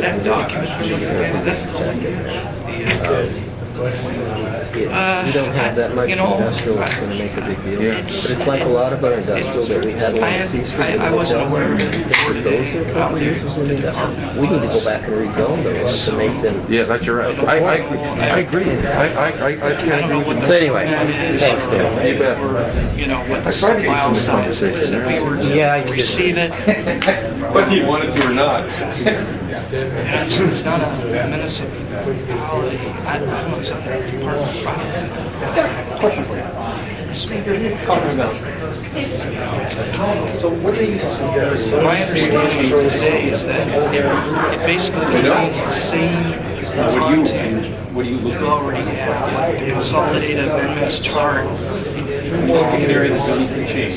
Yeah. So you don't know if the market's going to go It's just in a different format. It just puts it all Today, together. if we zone it this, we So, change it to zone this, what does it do? You know, you have all the What's the economic information, they're outcome? just providing it in the B3 is zoned format different than I-1 they or find I-2. easier. Right, so if you change it, or if you take away opportunities, restrict it, or you add to I don't it. think it's comment about the I use, sir. You don't know what people want to do. I mean, all you can do is just say There were a lot of existing use, I have change the zoning, a, but I have a piece I of kind of property. took, You just, you know, I kind of took the amendments. you just out took of the away packet, stuff from put my it. department Didn't input change next zoning, to took it. away. And kind of made a packet here. I tried to break it down into I've got a bank. categories to make it. well, that's where I start. I mean, that's what you could do is revalue that piece of property at that point in time. Okay, sorry. Okay. There was basically the mayor's point, which was focused on because there was just so much there as far as what kind of potential changes we could have. That's kind of where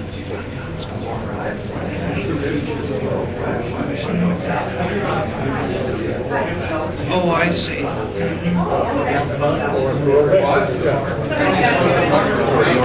This piece is from yeah, right.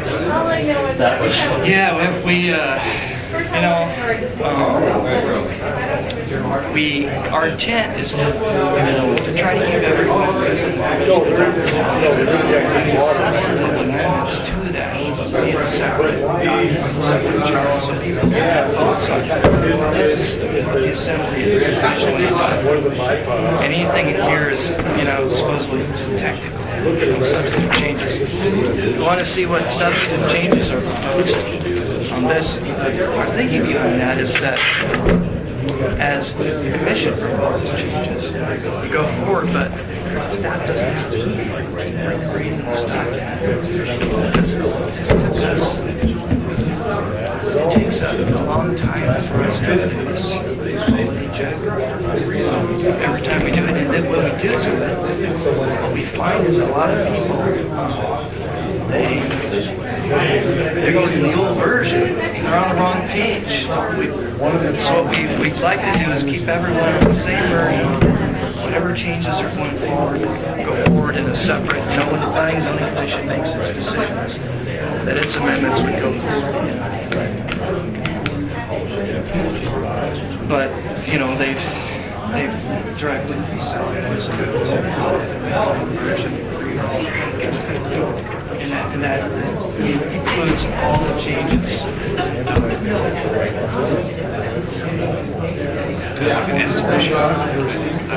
Yeah. Imagine that do or try to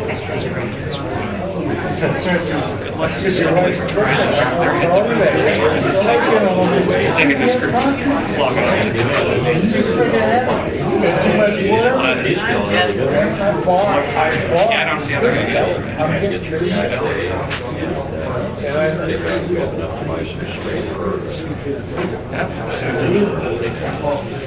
we have four assembly members who reviewed it, somewhat familiar with it. It's worse than this is kindergarten. Just make sure we get to them before they turn out. When you get a team guy, funny because I remember in my councilman and someone walk through the wrote down that I read all the originally done. And I said, no, that's not true. They erroneously put that in there. And then L.B. Gray Jackson reading it was like, well, I was wondering about that. I haven't read the whole thing. It's like,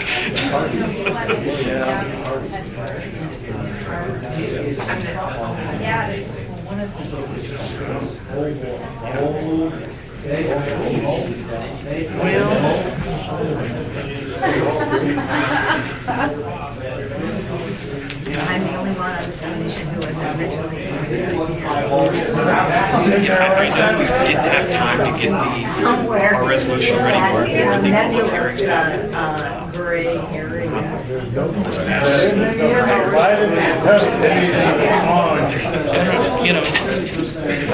function is to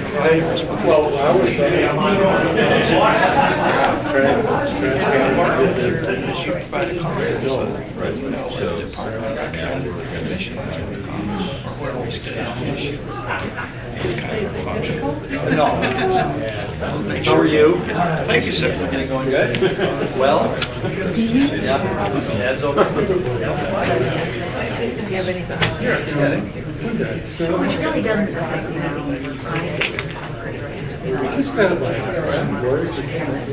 affect me. Yeah. I know it's not good because people don't want to live there. Chapter 2, however, I believe it goes beyond.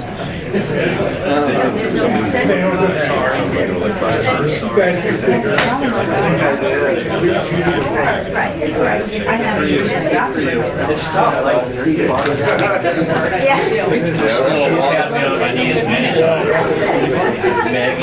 I am going to go out and measure. Oh, yeah, by the water. How we doing? Like, for example, the case you brought up. That is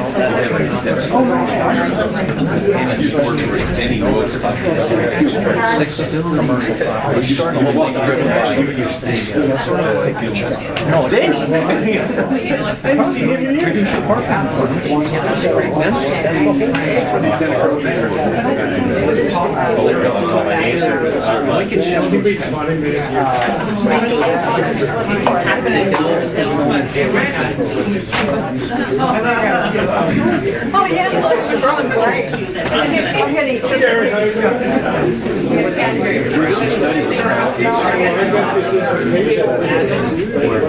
Are you going to try to get any kind of consensus out of that conversation?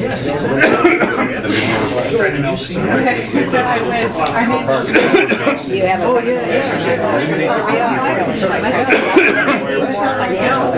Which is not they don't have it. I mean, Davis Point is really clearly not. When they were here years ago and giving a presentation, we asked that question and they said, oh, it's going to be valuable.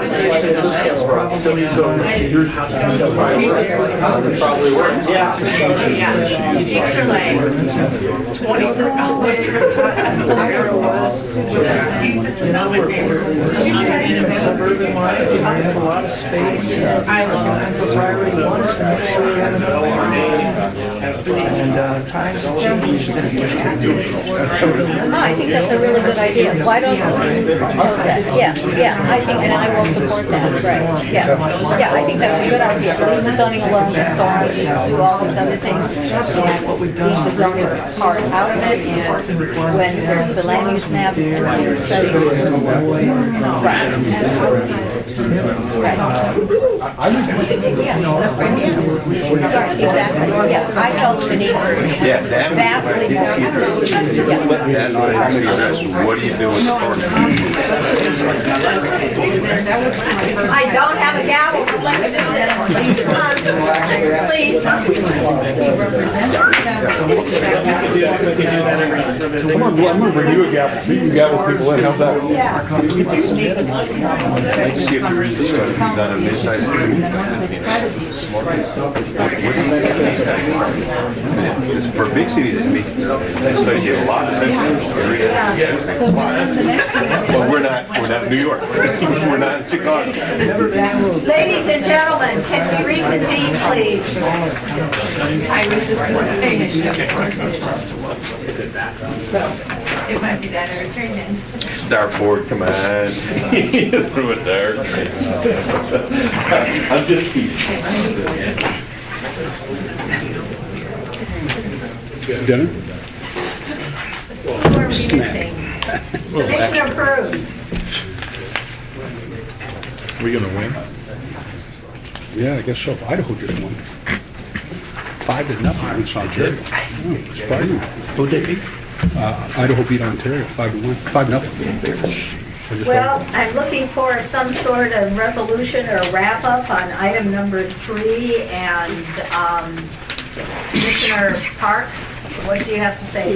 Madam Chair, I've been listening, not saying much, but more listening to the group, and I hear a couple things. One from Commissioner Cruz and Commissioner Wilson and others that basically said we need more economic study. My recommendation on this would be that we take a look at having staff come back in the future with the economic studies that we've asked for and do nothing with zoning in Title 21. Let's go back to what we already have. And then have that be an issue that comes up at a later date. I think it's a significant piece. I agree with Director Weaver, and that it is the heart of this, and I don't think it can be taken lightly. And I think the economic study, the land use map, I think all those things need to be developed. And I think we could do good if we did nothing with the zoning today and allow that to be looked at a later time. There's lots of other good things in this Title 21 that need to be dealt with, and I think that would be one that someone else might do better with at a later date once we get through it. That's my comments. Other comments? People support that? Commissioners, do you support that concept and idea? Commissioner Mulcahy? I'm not sure exactly. You're saying we can continue our analysis or forward the document without. I think we forward the document as it stands today in Title 21. with the zoning districts we have now and wait until we get some of the economic information back and be able to make some decisions. What we have now in the existing, or what we have now in the... No, we have it in the existing. The existing. The existing Title 41. So no change to the zoning districts, Right. maybe That- use. That's right. While we study. That's right. While we study and can develop that plan, I think it's a complicated piece, and I don't think we have enough information to be able to say, yes, this is the right decision. And I think the land use map and the zoning, I think they go hand to hand, and you got to see a shadow over them. If you don't, I think it's going to be very difficult for us to make a decision. For the economic and the land use map. Yes, together. Economic land use map, and then we'll readdress it, but we will. That's what I've heard in Yeah. listening to the meetings that we've had, is land use is an issue, economic is an issue, and not the unknown is the issue. So, I mean, this is not an original thought. It's a thought that I've kind of deemed from listening to everybody here. Commissioner Cruz? Well, I'm kind of torn on this because I can see a lot of benefits of what planning is trying to do. I mean, I may question how they're getting to there and the unintended consequence, and that's the economic issue. And I think that I'm just amazed personally that something is the heart of this is that the economic, what it does hasn't been seriously considered. It has, we haven't gotten it yet. And I'm sure hoping that we get that because it plays in every role, any change, there's an economic consequence, minor or major. This could be major, and I would to be safe, I would say nothing, but I want to do something. But I'm afraid to do something because I don't know what on the economic side and the land use side also. And so I just can't imagine the Assembly looking at something like this without having some type of economic analysis done, because they're the ones that have to pay the bills.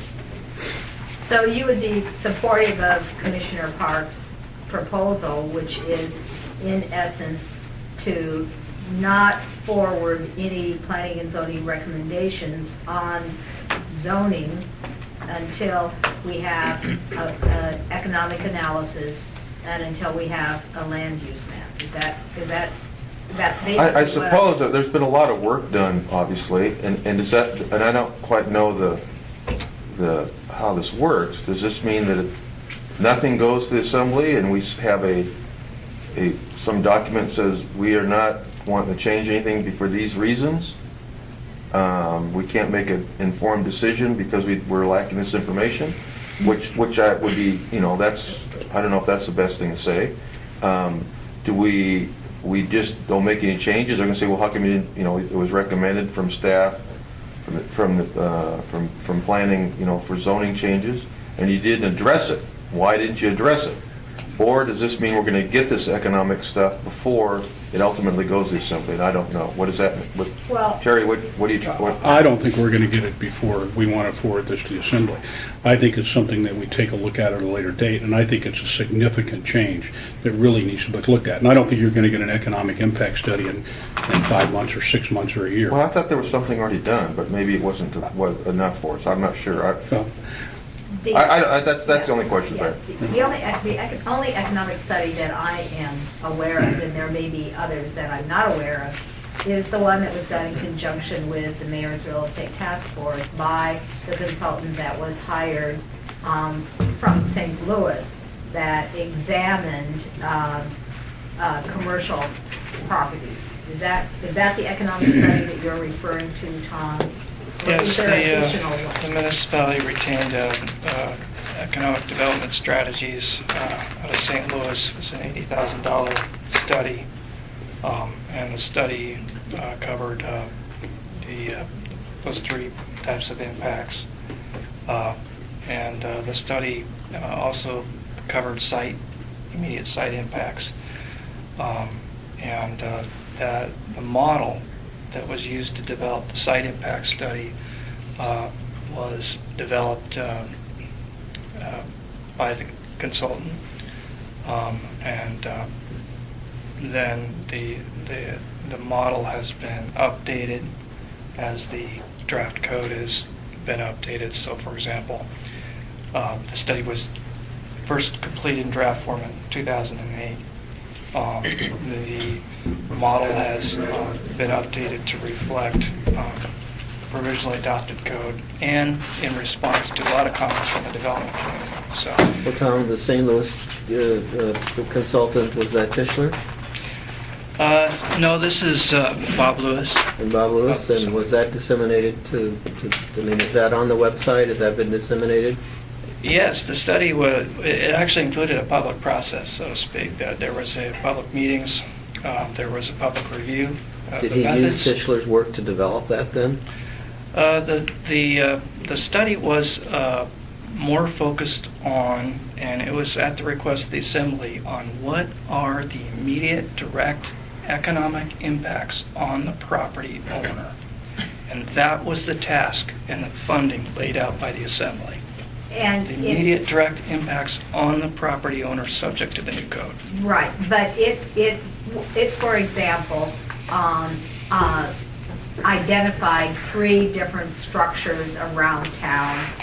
Medium rise to the Alaska USA mortgage building on 36th Street, another higher commercial property, and a multi-family development. It did not, and I wasn't aware that it had been updated since 2008, so Yes. if we have that updated version, I think we would all like to see that. Where are we supposed to get? Yeah, yes. I hear, Yeah. I remember. You got a summary. Yeah, we got a summary, We got the but, Excel. you know. We asked for the but- full report, I think. Okay. But what it didn't do was address, Commissioner Cruz, the tax implications for any rezones on property, which is what I think Commissioner Cruz is most interested in, as are the other members of this commission. So that lacking, I would support Terry Right. on his plan to move forward if it's lacking. Right. By tax implications, do you mean the property value and its impacts? Evaluations, yeah. Yeah. Tax So roll it to this did cover community. property value in its study. Well, it didn't cover residential, for example. I know that, other than the R4. I believe it was an R4 or R3. It was a medium density. And I think what we're looking at is something that is a little broader than that. For example, if, let's just use the I-2. You take away the opportunity for retail in I-2. How many acres is that are impacted? How many acres are impacted? And what is the reduced value as a result of It that? actually provides an estimate of that. And, that it focused on the mixed use and commercial districts. So if the question is new districts or not, that study focused on the Well, areas you where should those new disseminate districts it, were. Tom, and let the commission decide what they...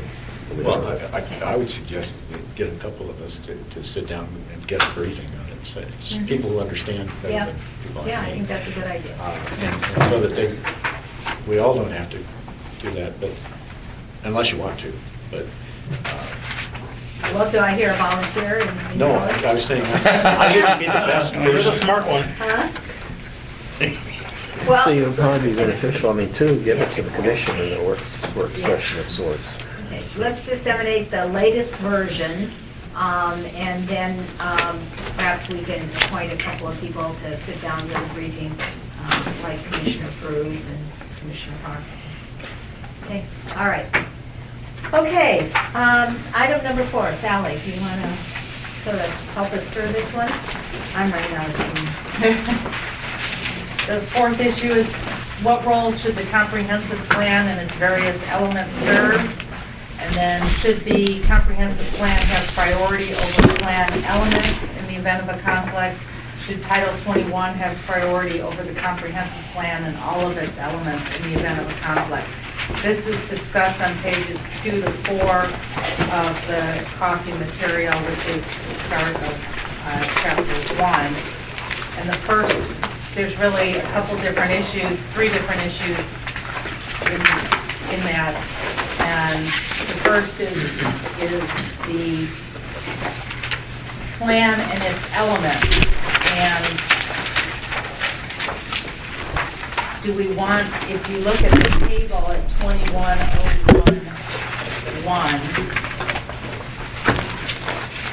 should all of the elements have the same force and effect? Should there be priority among the plan and its elements? And then should there be priority between 21 and the plan? Can I just give you an overview of how they're structured and why? All the plan elements, the majority of the adopting legislation by the Assembly may have an element of the comprehensive plan. That's standard language that goes in every one of those elements. I'm not sure what the older ones had to say, but for the majority of the last decade or two, that's the language that's in there. That's why the hierarchy is the comprehensive plan and its elements, and then you would typically look at the most recently adopted plan to look at its applicability. But in the end, Title 21 is the law of the land. The code as it's written drives the process. Those elements in the comprehensive plan are used as guiding material. Are they a guiding principle, or are they the Bible? They're all in synergy. They're all used. They're all applicable, because when you develop, the neighborhood plan as an element of the comprehensive plan, the community has looked at those things that are important to them, and when the Assembly adopts it, they're equally important to the Assembly. The code may not specifically implement something that's there, but they are used as guiding principles.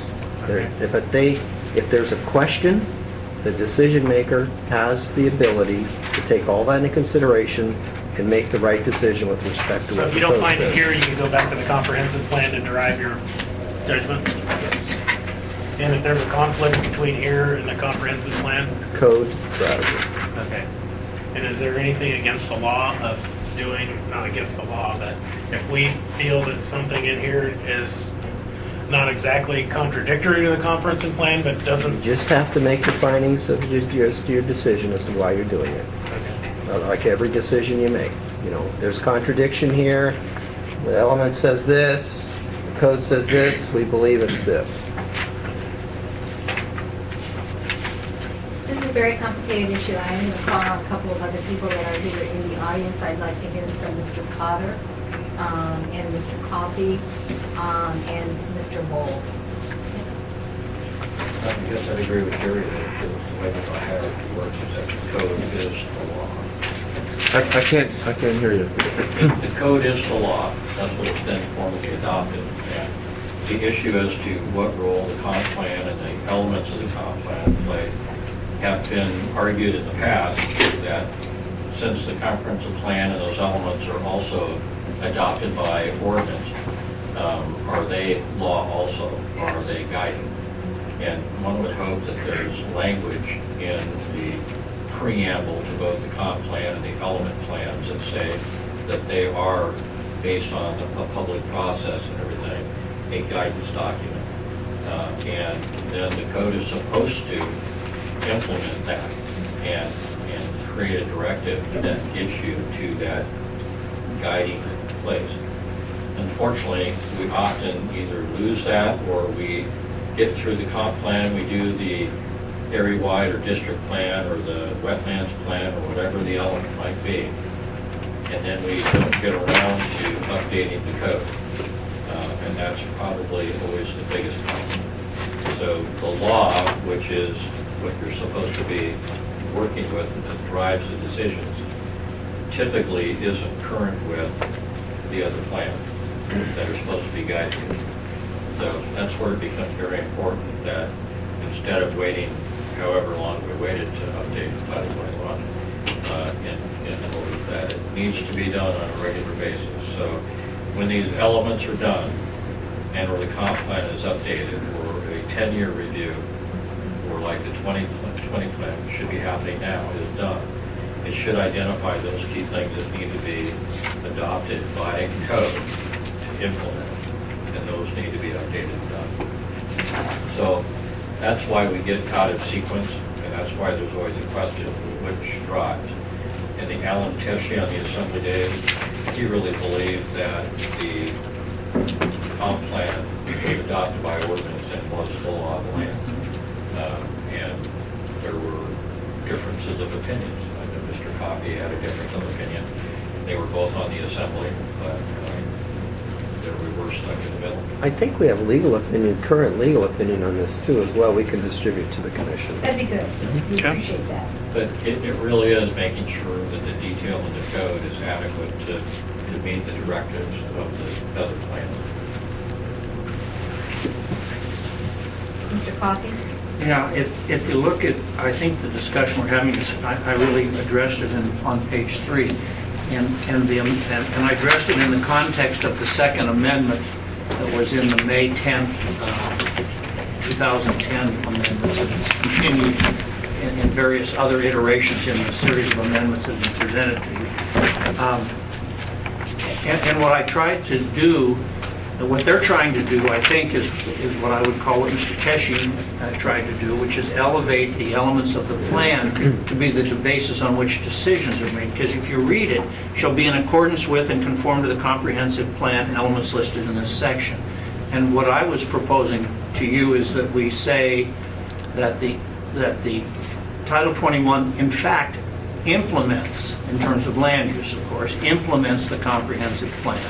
And therefore, that is the basis on which land use decisions should be made, not going to the trail plan or the bike plan or the pedestrian plan or any of the other ones, because they are generalized statements of a policy, not the effective law that would determine whether or not a land use permit or land use is permitted or allowed. That's the whole point of 21, in my judgment, was to codify these policy statements. And so if you adopted number 2, you would create Amendment 2. I'm fearful that you would, in effect, say that they're the ones that are the determining factor. They're all ordinances. I agree with what Tim said. All of them have been adopted by ordinance. When Title 21 gets adopted, it'll be an ordinance. When the comprehensive plan was adopted, it was adopted by ordinance. But if you read the bound volume of the comprehensive plan, you would be very hard pressed to come away with any specificity necessary to implement land use decisions. It's a lot of generalized statements. In fact, it's got 94 policies in it. So that alone would indicate it's not an ordinance determining how and why and where you do things. It's a statement of what they're trying to accomplish. So I think that's the key element. Whether something is in or out of the comprehensive plan as an element is not really as important in my judgment, because they can still be used as a planning tool, whether they are or they are not. And the other problem is a lot of the stuff, as Jerry indicated, is very old. Some of the stuff goes back many, many years. And turning an armed comprehensive plan, for example, there's been zoning and Girdwood's been rezoned and so on. A lot of the stuff is just frankly outdated. So one of my other recommendations was that you ask the staff to compile the list of the things that currently control, since we're amending the code, you're amending the code, and put in those things that are current, as opposed to dated and not really used any longer. And then you'd have a far better table anyway. Thank you, Madam Chair. Dan, could you give me, in my simple way of looking at things, like concrete examples whenever I can get them? Can you think of an egregious example of how this would play out if this were adopted? That ordinance? Yeah. Well, what could happen? And it's subjective. It is very subjective. And one of the goals of the 21 was to have a lot of objectivity, so that a lot of decisions, if you meet them, you get the permit or the use of whatever. You meet these standards, you meet these conditions. And so interpretation allows for variation of application. And I can't come with a specific example because there's so many opportunities for that. If you read the comprehensive plan and it talks about things like, well, let's just use mixed-use development or design standards. That's probably a better one. Commercial design standards. Well, There is a whole section on commercial design standards in 2107. And it deals with all of the things, the menu items that you must meet to do it. Well, that should be what determines what is required of you in terms of what commercial designs are, not some subjective thing that talks about the need to design to address a northern climate. Okay, that's theoretically what the design standards written in Chapter 7 are. They are saying this is how you will comply with design to a northern climate, a northern standard. So I don't think that we go beyond that. I don't think staff goes beyond it, but there's the potentiality for a lot of subjective interpretation if you look first to the elements as opposed to the code. The problem is how would, just think about it. If you had all these plans adopted out there, how would you actually use them in a planning process if they weren't linked? So If they weren't what? They have to be linked. Linked. So that's why in adopting an ordinance, when the assembly adopts these, that they say that it's an element of the comprehensive plan. They are very specific in certain cases. The official streets and highway plan, that sets your street rights-of-way width. It references back through the code. It's interwoven through the code what exactions can be taken through the subdivision process. The trails plan is the same way. Those are specific. And even the other, a lot of those plans have generalized ideas and concepts that are not specific, and that's when you get into the area of what drives. The code says it's this section over here, these goals and objectives conflict with the code. And a lot of times it's because our plans are real old and don't reflect what's in the code. But those linkages have to be there. Because the planner taking a case to the commission, and the commission or board or any other commission or board making a decision, you just can't say, oh, this is a good plan, we're going to use this as a basis for our decision. If there's no linkage, you have no right to use that plan. I'm going to call on Dan Bowles, and then I'm going to call on John Welton. Well, I too feel that it's the plans, comprehensive plan, and their elements are basically an outline. And then the code is what fleshes it out and tells you what to do and tells you what it's going to look like. And the problem is... Are you speaking of all of the code, or is it just certain areas that are covered by generalized comprehensive plan statements? Well, that's what I'm getting at. The problem with that is, and I know this commission battles with it, I know the zoning board battles with it, when they say it furthers the comprehensive plan in this area or that area, and how do you fulfill this and that. And not only is the petitioner sitting there scratching his head, but the commissioners are sitting there scratching their heads. How in the world do you apply this? So there are flaws in the plans. And it's how they're interpreted by the municipality, by the attorneys, by the various administrations. And they do change over time.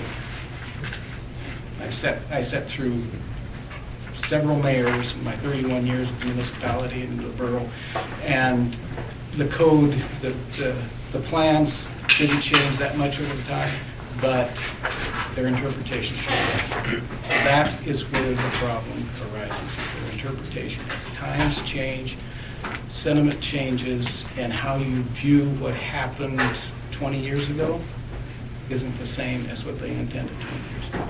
So your solution is in the code. Be specific in the code. Be specific in the code and make sure that comes across. So that's Is that a problem? Yeah. I was just counting up years. Now I know where you got the 31 years. Dan's 31 years, I'm 37 years. That's what I was fixated on. But that was before I retired 9 years ago. So I heard part of your explanation, but I didn't hear the conclusion. That you need the linkage. We spend a lot of money developing these plans, these sub-plans of the comprehensive plan. That's why they're developed. That's why they're processed. That's why you have these neighborhood plans that are being processed. They're sub-elements of the comprehensive plan. The linkages are necessary.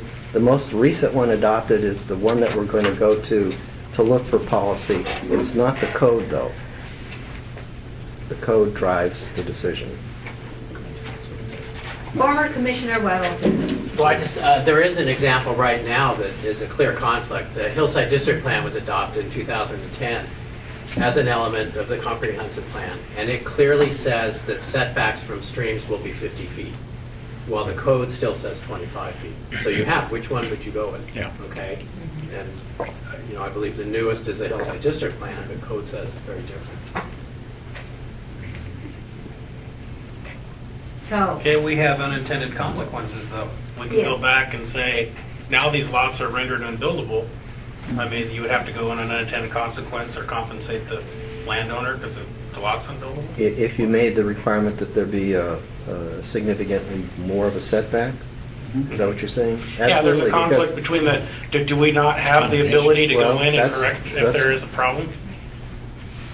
Well, yes, but one of the provisions in the provisionally adopted code was to increase the setbacks. The mayor reduced that back to current code. Okay.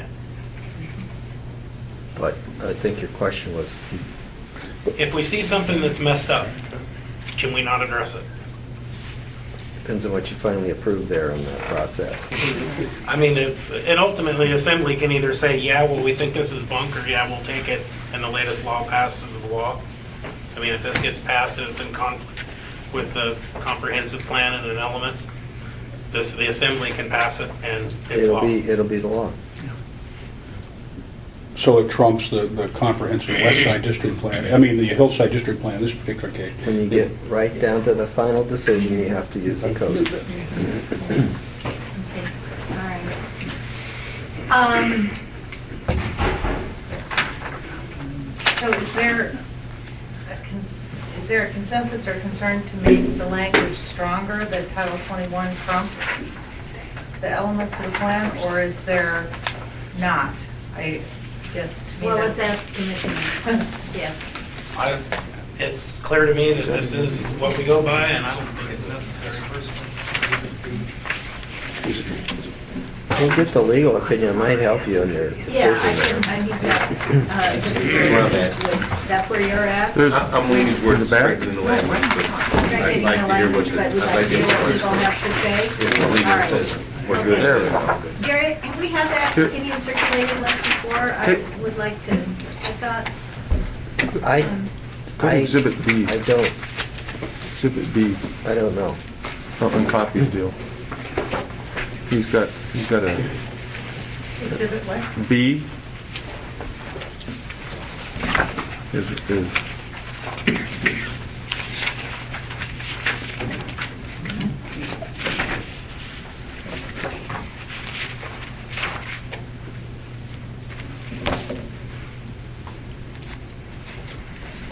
I think that pretty much states.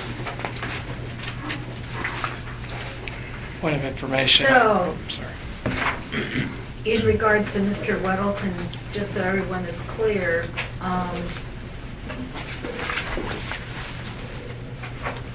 I'm not clear. The 25 versus the 50, the Hillside District Plan is 50, code is 25, the mayor's recommendation is 25. Title 21 trumps the Hillside District Plan, then it's 25. Okay.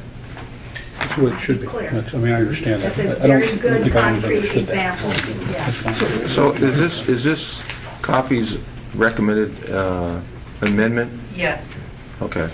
that's not the existing language. That's what he recommended is in Exhibit B. If you want to strengthen The language? the language, then that's what Dan recommended. So the question is, which doesn't have to be decided today, if you want to wait and see the legal opinion and then decide whether the language as written is fine or whether it needs to be strengthened. Okay, Commissioner Wilson, do you have an opinion in this matter? Well, I'd like to see or hear, if you can remember what the legal opinion says. I'd like to hear, give me a clue. Well, I think they just talked about the linkage and why it's there and why it's appropriate and how legally it's structured. Sure. I don't think it'll be anything new than what I just told you verbally, but I think it might, he may have been, I think it was a fairly lengthy one if I recall.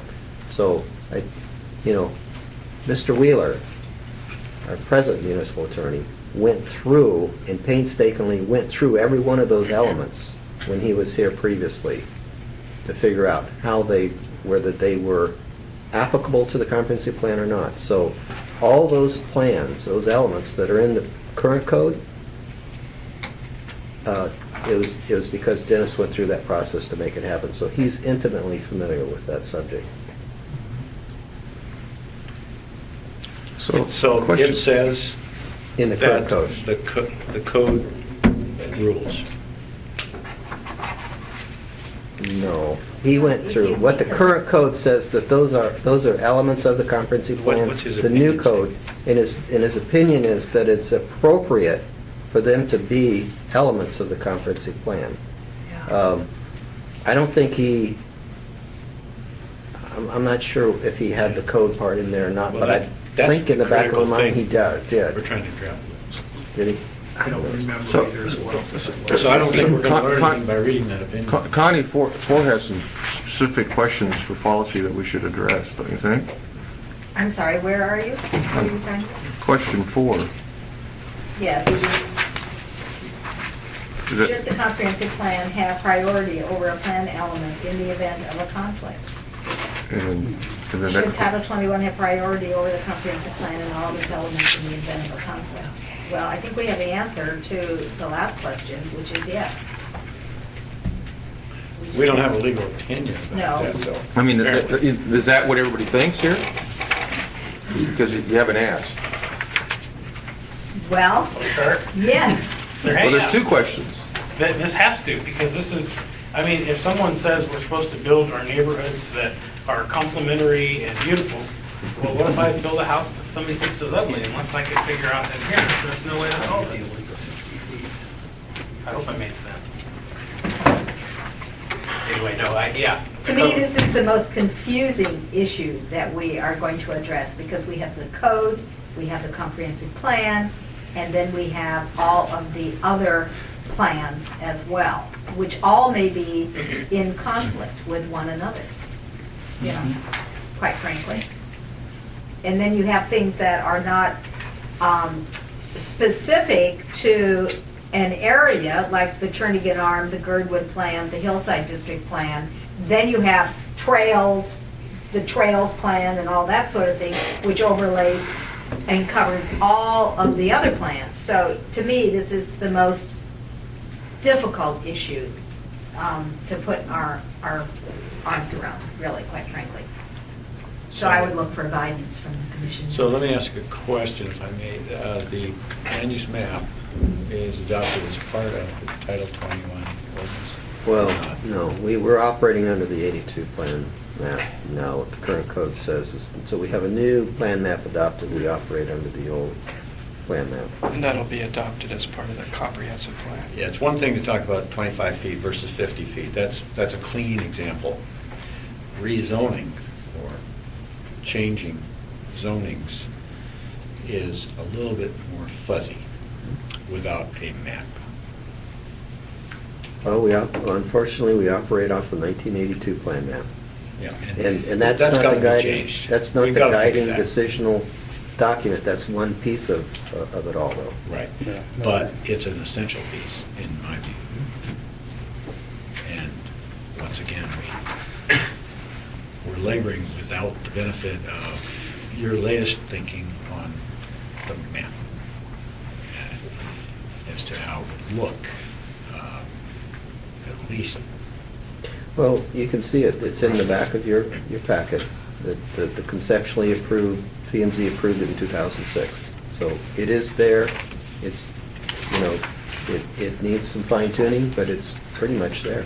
So I'd say take a look at it, and it recognizes.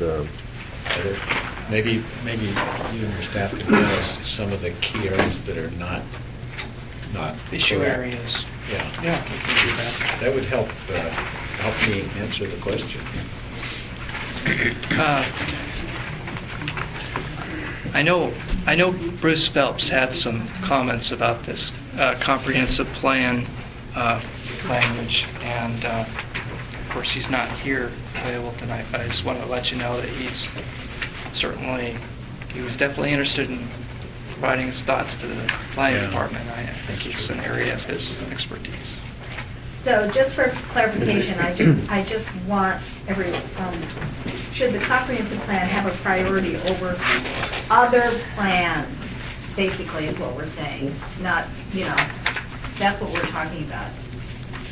When you say a plan element, let's define plan element. Because they're in the table, 2101-1. Okay. And that includes all the district plans, okay, the trails plan and all that sort of thing. But Gary, wouldn't it in concept be that when plans are a very wide plan, like the trails plan across the city, that when you do a district plan or a sub-element plan, that should look at the expressed goal to have a trail go through the area? But it would be the area district plan that would better define where that might go. That's why the hierarchy is what it is. The most recently adopted plan is the most pertinent. Have you not found that people will hold a plan up in the air when it suits them? And then when they're arguing against something, the plan is old, it's not complete, and it should be overlooked, and there's got to be something to go to that's clear. I mean, if there's a development on the hillside, people hold up as not in keeping with the hillside district plan, or if it's something they like that's in the plan. I mean, they get used for tools of, this is what you should be following, therefore you're not obeying the law. It might be good to spell out, maybe. Thank you. Do we have other comments? Just build according to the plan.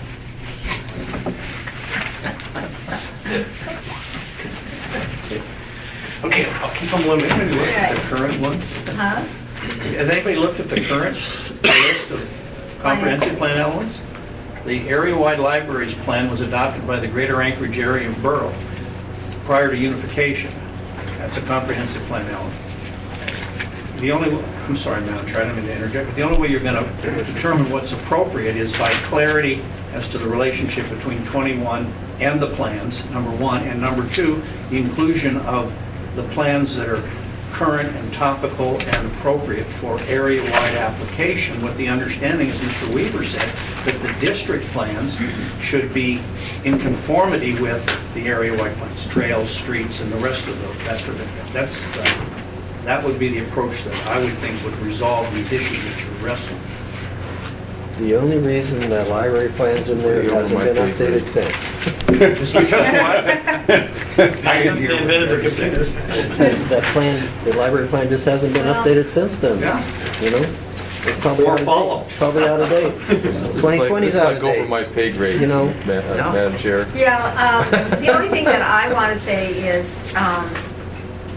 having sat for about 50% of the meetings on the Hillside District Plan, I can tell you that these localized district plans take on a life and meaning of their own, and don't always, and probably will not always in the future, follow the trails plan or the comprehensive plan, even though it's there as a reference, because neighbors and citizens that live in those districts are usually pretty opinionated, and in many times have more knowledge topographically and otherwise than the planner or a developer that comes in and doesn't live in the area and wants to develop a piece of property. So it's a difficult situation, and I don't have any clarity. Sally, do you have clarity for us?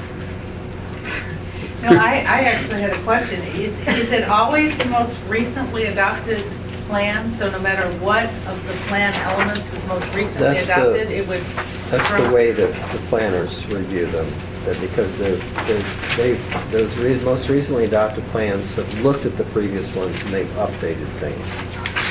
So in the event of a conflict between a specific, an area-wide plan and a district plan, it's whatever one was adopted? You have to look at them both and then come to, the conclusion and... Make a judgment. But you would choose the more current What, if there was a conflict? Or the one that's appropriate to your decision. Well, that's what I'm wondering. You just have to make your findings of fact, Everybody does that. You may say, hey... The one I want.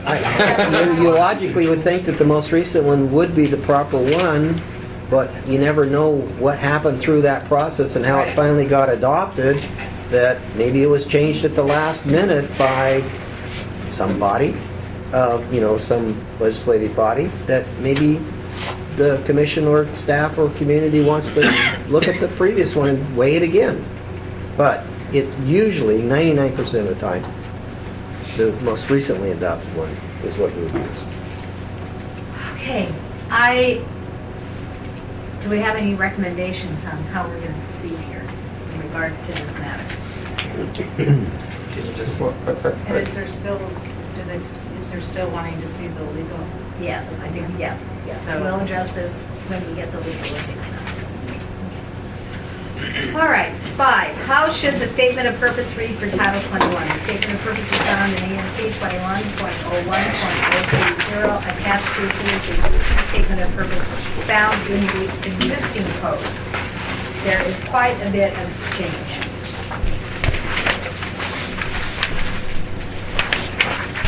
Ms. Dean, I know that you have raised this issue or concerns in the past, so I am going to ask you to make your comments first. Thank you. The purpose statement, so much of the time, whether it's chapter 1 or any of the other chapters,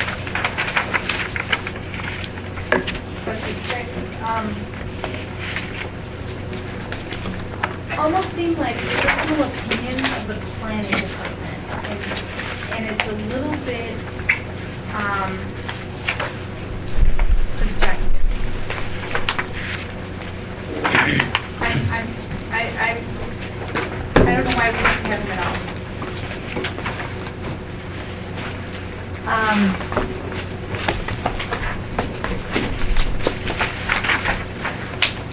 Did everyone have an opportunity to make a copy of this and bring it with you?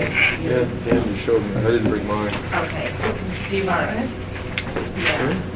Why don't I'll do it. The purpose of the title in the old Title 21 is very short. I'm just going to take an opportunity and read it, and then you can compare that to what you have on page 1, chapter 21.01, general provisions.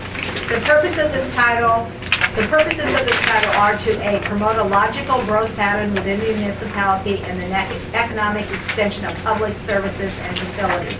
B, encourage the most appropriate use of land throughout the municipality. C, reduce congestion in the streets. D, enhance safety from fire and other dangers. E, provide adequate light, air, and open space.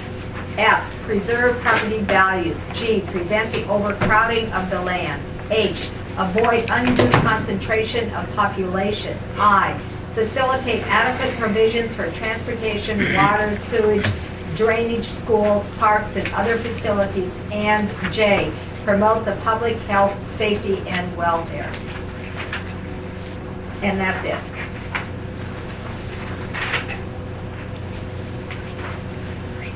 And then you can take a moment and compare it to what's on page 1 of your provisionally adopted chapter. Well, I kind of see something that just sticks out like a big sore thumb, unless I'm missing it in the new version. On F on the purpose of the title, preserve property values. Where's that on the new proposed title? Am I missing that somewhere? F, It's on F. conserving the value of buildings and land. It's a little different. Yeah, it is. It's not a little different, it's different. It's yeah. Different. Yeah. I correct my statement.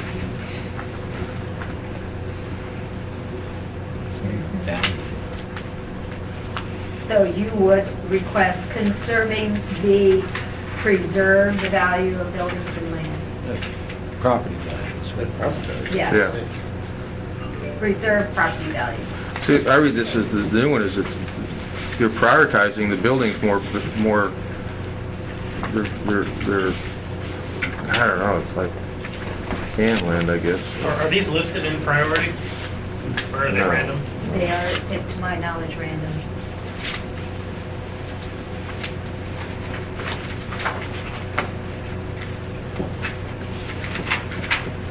I don't know what's wrong with the original one. I think that is the question that you've raised.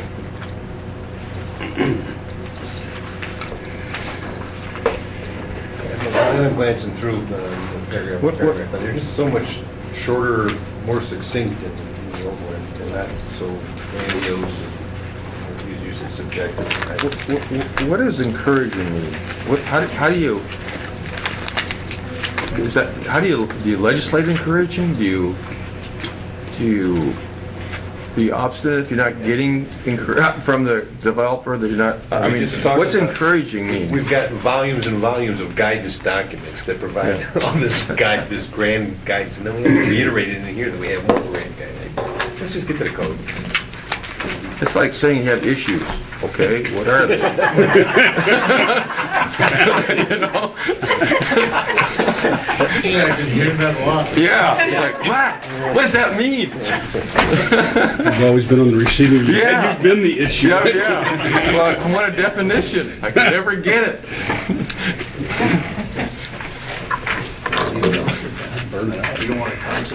Well, I know we've had the comments before about D, that creates a sense of place, you know, and the ambiguity or the vagueness that's there.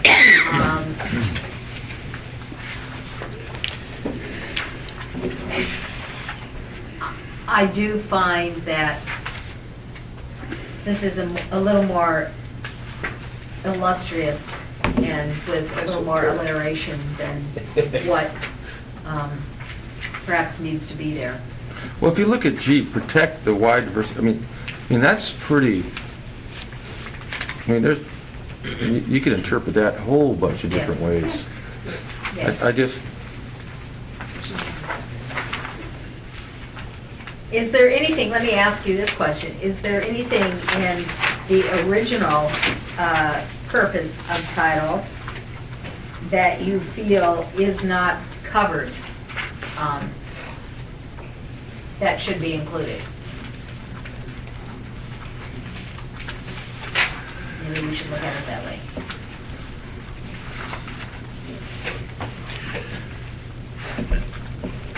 I had one thought on H on the current code.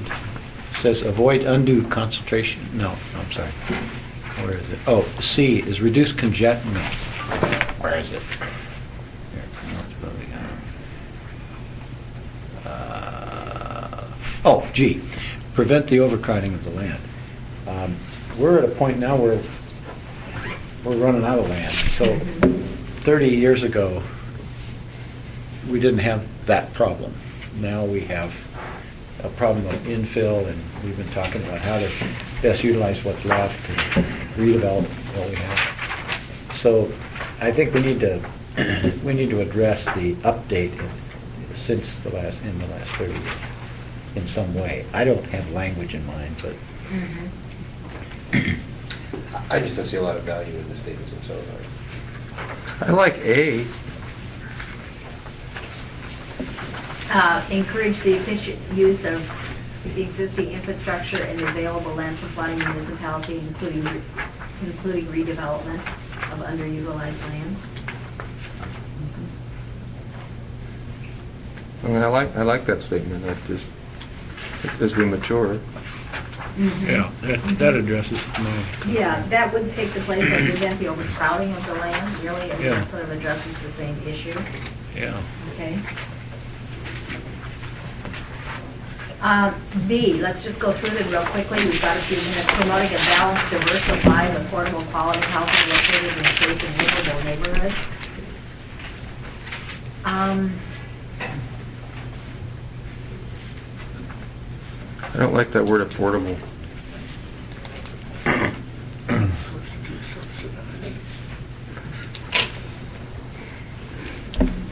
Well, I think you need to have some reference to cost of housing.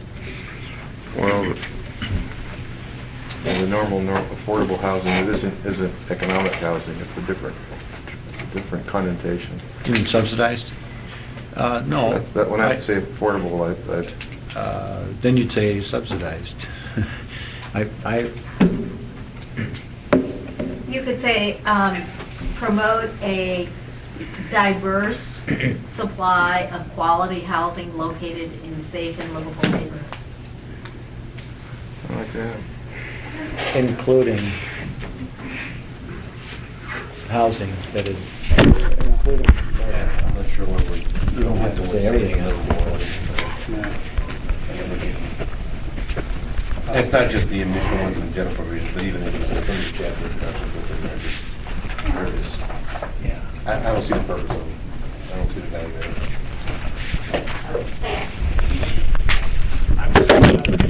They're door openers. You know, this is where I derive my justification. This is the purpose of what I'm trying to do. Then you go through and show you something, then they can go right back to this and say, look, this is right in the purpose for what I'm trying to do here, and this is. So I would keep them to an absolute minimum. Well, I do understand your position, Mr. Hickle. One of the concerns that I have is encouraging the retention of mature vegetation. You know, you could interpret that remark to mean that if you go in for a development, either commercial or residential, and you have a forest of mature vegetation, that if a department wanted to, they could severely impact your footprint based upon that statement. well, thanks for saying that, because when you say encouraging, you might as well cross it out and put demanding. That's fine. Maybe I'm wrong. Tell me I'm wrong. I think that's the thing. I think the statement came from, the diagnosis. There's a diagnosis report, and that was one of the community's concerns, is that, in Anchorage, it takes a long time for vegetation to grow. Encourage, as it's actually implemented in the provisionally adopted code, is in that landscaping system, and actually forge a pretty big bonus in terms of landscaping requirements if you choose to retain existing vegetation. And no bonus is big enough when you have to shrink your footprint or reduce the number of units to retain a 20-foot high evergreen. I mean, really, to be perfectly frank about it, well, the long and short of it is that it's an incentive, not a requirement. And it did address community objectives for this code. I'm all in favor of the placement of appropriate vegetation. I'm probably, more in favor of enhanced landscaping standards than many people that have to plant trees in this community. But I do understand also that when you talk about encouraging the retention of mature vegetation, it can become a problem. So, are there other comments regarding this? Can we drop the purpose statements entirely? I don't know the answer to that question. Mr. Weaver, can we drop the purpose statements? I'm not sure. We can talk to legal about it, but traditionally in every land use code, there's a purpose of the title. It just reaffirms the community values that we're trying to accomplish. Just a point of information, amendment number 6.1, the First Amendment in Chapter 14 is an attempt to help clarify the use of purpose statements, what they're in the code for, and to clarify they are not intended to be substantive regulations. So that's Amendment 106.1. Are they for like guidelines, is that what it is, Tom? It's on page 582. I mean, is that what the purpose of, for guidelines? Is that the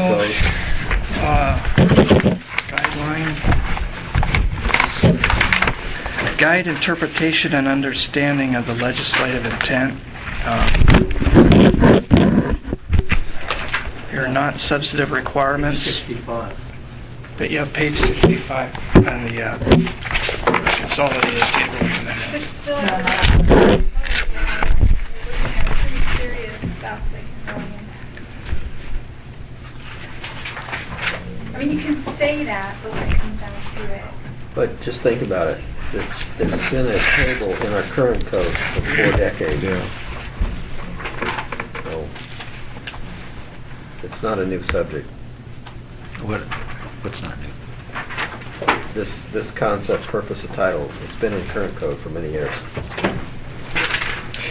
For a lot of people just reading it, it's just helpful for them to, you read a section of code, you go, what in the world's that about? And so the purpose is to help the interpretation, like, oh, okay. What I'm hearing is around the table, there's concern about the expansion of the existing language to introduce some concepts that are difficult to nail down and require explanation, require a lot of discussion that some of us haven't been through. So it's kind of like, I understand goals and objectives and all that stuff. I know that stuff, but I don't know the meaning of it inside of a Title 21 when you expand it with generalized language. Everything in the existing code is there are some generalized language in the existing code, but it's held to a minimum. Well, And it's clearer to me. I mean, you know, for example,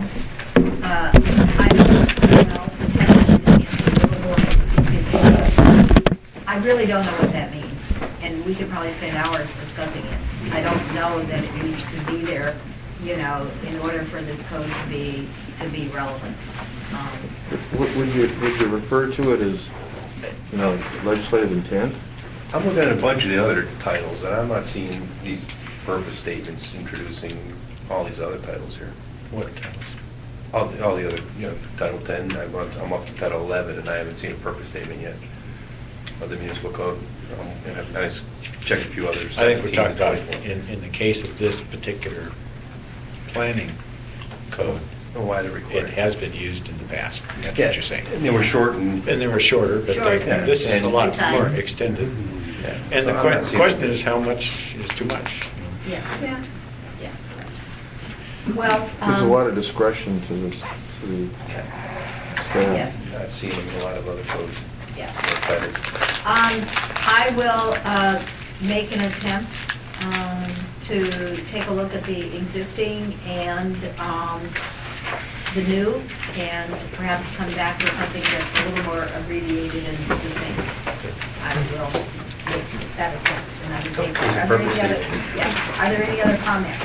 17 is one. Make a motion to adjourn. Yes, all right. I would just like to say thank you all very much. It's a very hard-working committee, and it is very heartfelt, and everyone recognizes the importance of the work that is being done, and it is simply above and beyond the call of duty, and I appreciate it very much. And I'm sure ultimately so will, regardless of what the decisions are that come forth. Our next meeting is 2 weeks from tonight in this room at 5:30.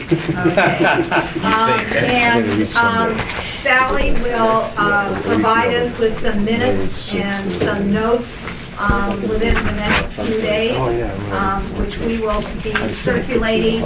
Tom, you are going to provide us with the most up-to-date current economic study, and Director Ruger is going to provide us with a legal opinion generated from Mr.